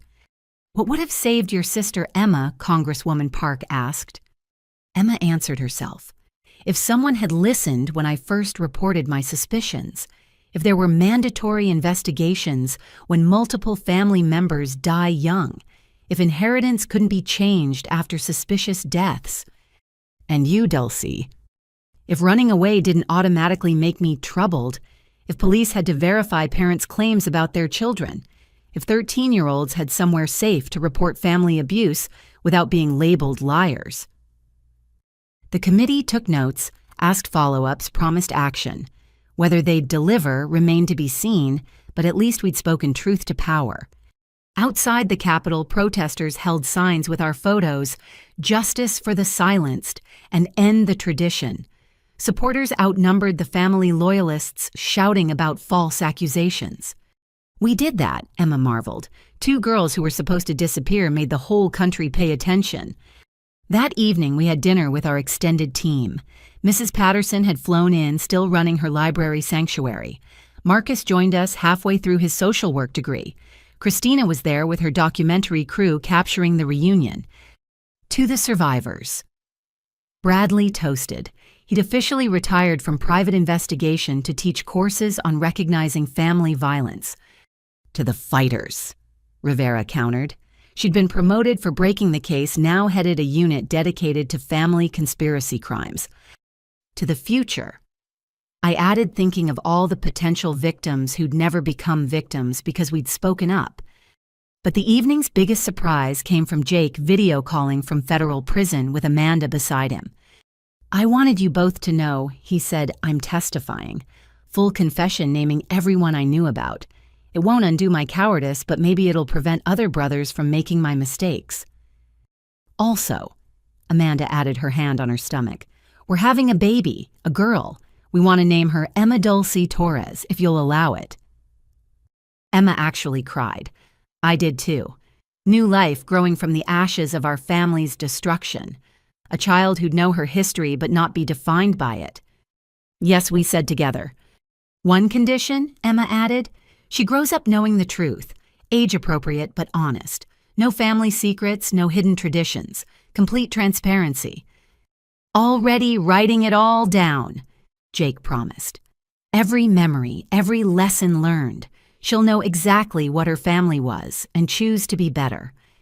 The call ended with promises to stay in touch, to be the aunts our niece deserved, despite the complicated history. "Think she'll hate us?" Emma asked later. "For being the ones who exposed her grandparents?" "Maybe.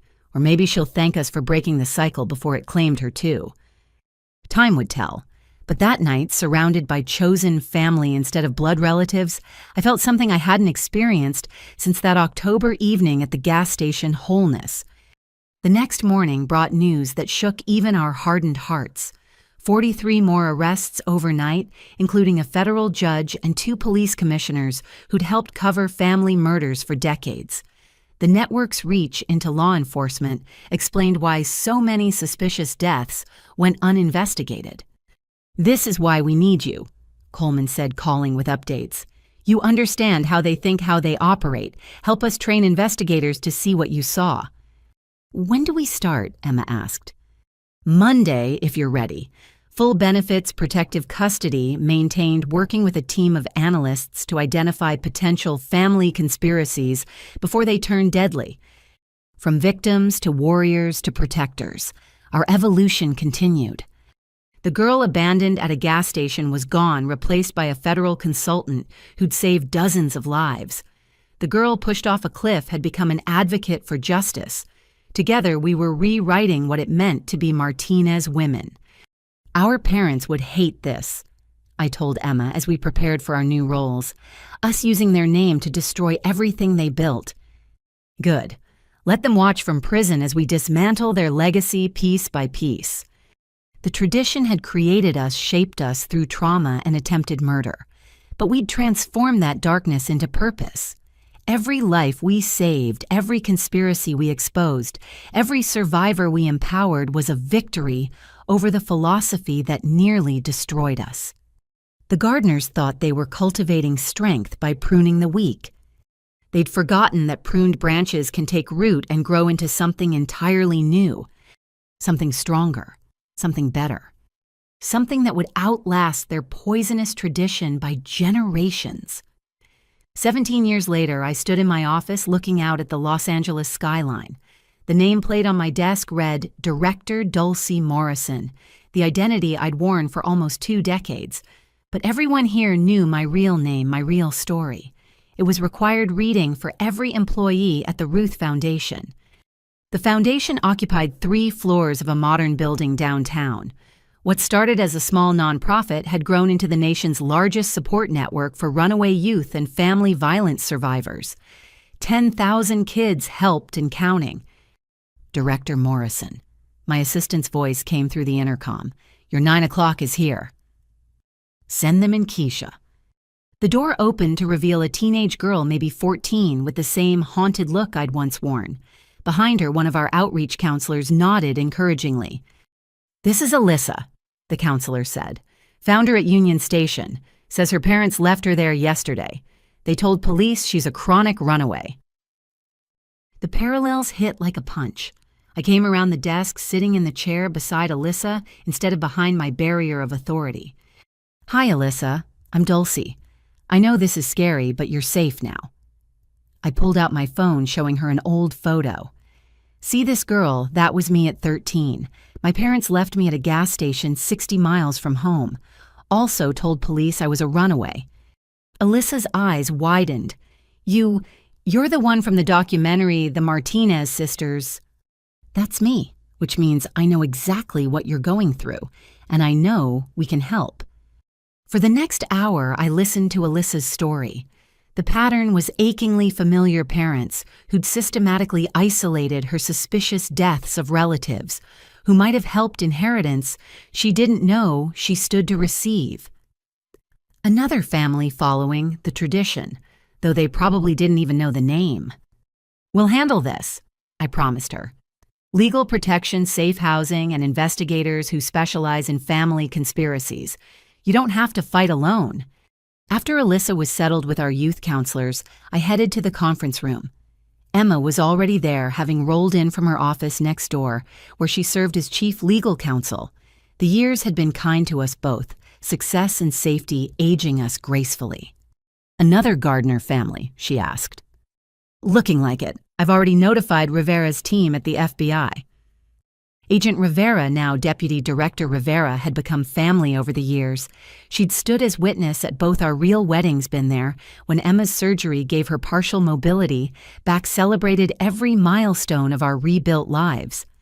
Speaking of family, Emma said Jake's flight lands at 2. You're still picking them up. Wouldn't miss it. My brother had served his full sentence, rebuilt his life with Amanda in Portland. They ran a small cybersecurity firm using skills learned, documenting our parents' crimes to help other whistleblowers protect evidence. Their daughter, Emma Dulcie Torres, ED to everyone, was 17 now and had just been accepted to Stanford. She wants to be a prosecutor, Emma laughed. Says Aunt Emma inspired her to fight for justice through law. Better than following the other family tradition. That died with our parents. Robert and Linda Martinez had been convicted on all counts. Life sentences with no possibility of parole. They died in prison within 3 years of each other. Mom from a stroke, dad from what the official report called complications from an altercation with another inmate. The unofficial word was that even hardened criminals didn't tolerate child killers. I'd felt nothing. No grief, no satisfaction, just a quiet closing of a chapter that had already ended the night they drove away from that gas station. Mrs. Patterson called. Emma continued. The library's youth shelter is at capacity again. She's requesting additional funding. Approve it, whatever she needs. Margaret Patterson was 78 now, but still fierce. The library had become a model for community-based intervention, saving countless kids who might otherwise have disappeared into trafficking or worse. She'd won presidential medals for her service, all stemming from the day she'd hidden a scared 13-year-old in her basement. My phone buzzed with a message from Marcus Chen, Dr. Marcus Chen, now running a clinic for homeless youth in Seattle.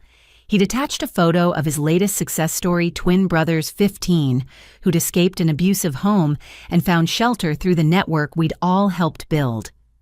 Still saving lives from that first night. Emma observed, reading over my shoulder. We all are. The ripples keep spreading. Christina's documentary had won 3 Emmys and an Oscar. More importantly, it had saved lives by teaching people to recognize the signs of family conspiracies. She still called monthly, working on a follow-up about breaking generational trauma. Ma'am, Keisha's voice again, there's someone here without an appointment. Says he has information about a family in Texas running something called The Tradition. Emma and I exchanged glances. 17 years later, we were still finding them. The Gardners had been older and more widespread than anyone imagined. Send him to conference room 3, I said. And contact the FBI liaison. We've got another one. As I walked through our foundation, I saw our mission in action. Former runaways training as social workers, survivors becoming counselors, kids who'd escaped family violence learning they weren't alone, weren't crazy, weren't the problem. Jake and his family arrived that afternoon for ED's college send-off dinner. My niece had grown into a brilliant young woman with her mother's strength and her father's determination to make amends. She wore her name proudly, honoring both aunts who'd survived to break the cycle. Aunt Dulcie, she said, pulling me aside at the restaurant, I've been thinking about my thesis project. I want to write about inherited trauma, how families pass down patterns of violence, and how some members break free. Personal experience, I asked gently. Partly, but also, she pulled out a worn envelope. Grandma Ruth left me this before she died, said I should open it when I was ready to understand. Ruth had passed 5 years ago at 93, surrounded by the family she'd helped save. Her funeral was attended by hundreds of survivors, investigators, and advocates whose lives she'd touched. ED opened the letter, reading aloud. My dear great-granddaughter, by now you know the darkness in our bloodline. But darkness exists only because light defines it. You are that light, as are your aunts, your father who chose redemption, your mother who chose love. The tradition of death ends. A tradition of justice begins. Love, Grandma Ruth. She left letters for all of us, Emma said quietly. Reminders that we're not defined by what we survived, but by what we chose to do after. That evening, our strange assembled family filled a private dining room. Blood relatives and chosen family mixed freely, Jake and Amanda and ED Emma, with her wife, Dr. Sarah Winters, a trauma surgeon who'd treated teen victims, me with my husband David Park, a former prosecutor who'd handled Gardner cases, Rivera and her partner Bradley, and his adopted daughters, both former runaways, Mrs. Patterson, with her honorary grandchildren, every kid she'd saved, Marcus, with his boyfriend, James Christina, with her crew. A toast. Jake proposed, standing carefully. Prison and age had humbled him, but redemption had strengthened him. To the girls who refused to disappear, who turned abandonment into action trauma, into triumph. To everyone who believed us, Emma countered, who saw past the labels to the truth. To the ones still out there, I added, still fighting, still surviving, may they find their way to safety. To family, ED said simply, the kind you choose and build, not the kind that tries to destroy you. We drank to all of it, to survival and justice, to chosen bonds and broken chains, to the 10,000 kids helped and the thousands more we'd reach. Later, as the party wound down, a young server approached nervously. Excuse me, are you really Dulce Martinez from the documentary? I am. My parents tried something similar when I was 16, left me at a bus station in Denver, but I'd seen your story, knew what to do, who to call. She blinked back tears. You saved my life without even knowing I existed. What's your name? Rebecca Walsh. Well, Rebecca, you saved your own life. I just showed you it was possible. I handed her a foundation card. If you ever need anything job reference, someone to talk to, call me. As she walked away, Emma rolled up beside me. Think we'll ever stop meeting ourselves in other people? Hope not. Every Rebecca, every Alyssa, every kid who sees our story and knows they can survive, that's the real legacy. The girl who'd slept behind a dumpster had built an empire of compassion. The girl who'd fallen from a cliff had risen to pull others up. Together, we'd transformed the worst thing that ever happened to us into hope for thousands of others. "Ready to go home?" David asked, wrapping an arm around me. Almost. I looked around the room at our gathered family, our life's work made manifest in the people we'd saved and been saved by. Just want to remember this moment. Because this room full of survivors and fighters, this network of protection, we'd built this proof that love conquers tradition. This was what winning looked like. My phone buzzed with another alert. Another runaway found, another family conspiracy suspected, another life to save. Director Morrison, the night shift coordinator, said, "We've got a situation. 13-year-old boy at a gas station in Riverside. Parents left him there 6 hours ago." On my way, I said already moving, because that's what we did now. We showed up. We believed. We broke the cycle one child at a time. The tradition had nearly killed us. Instead, we'd killed the tradition and built something beautiful in its place. And we were just getting started. As I drove toward Riverside, Emma beside me and our team mobilizing behind us, I thought about everyone watching. If you've ever felt abandoned, ever been called troubled for speaking truth, ever wondered if you could survive your family's darkness, you can. We're proof. Trust yourself. Find your people. Break the cycle.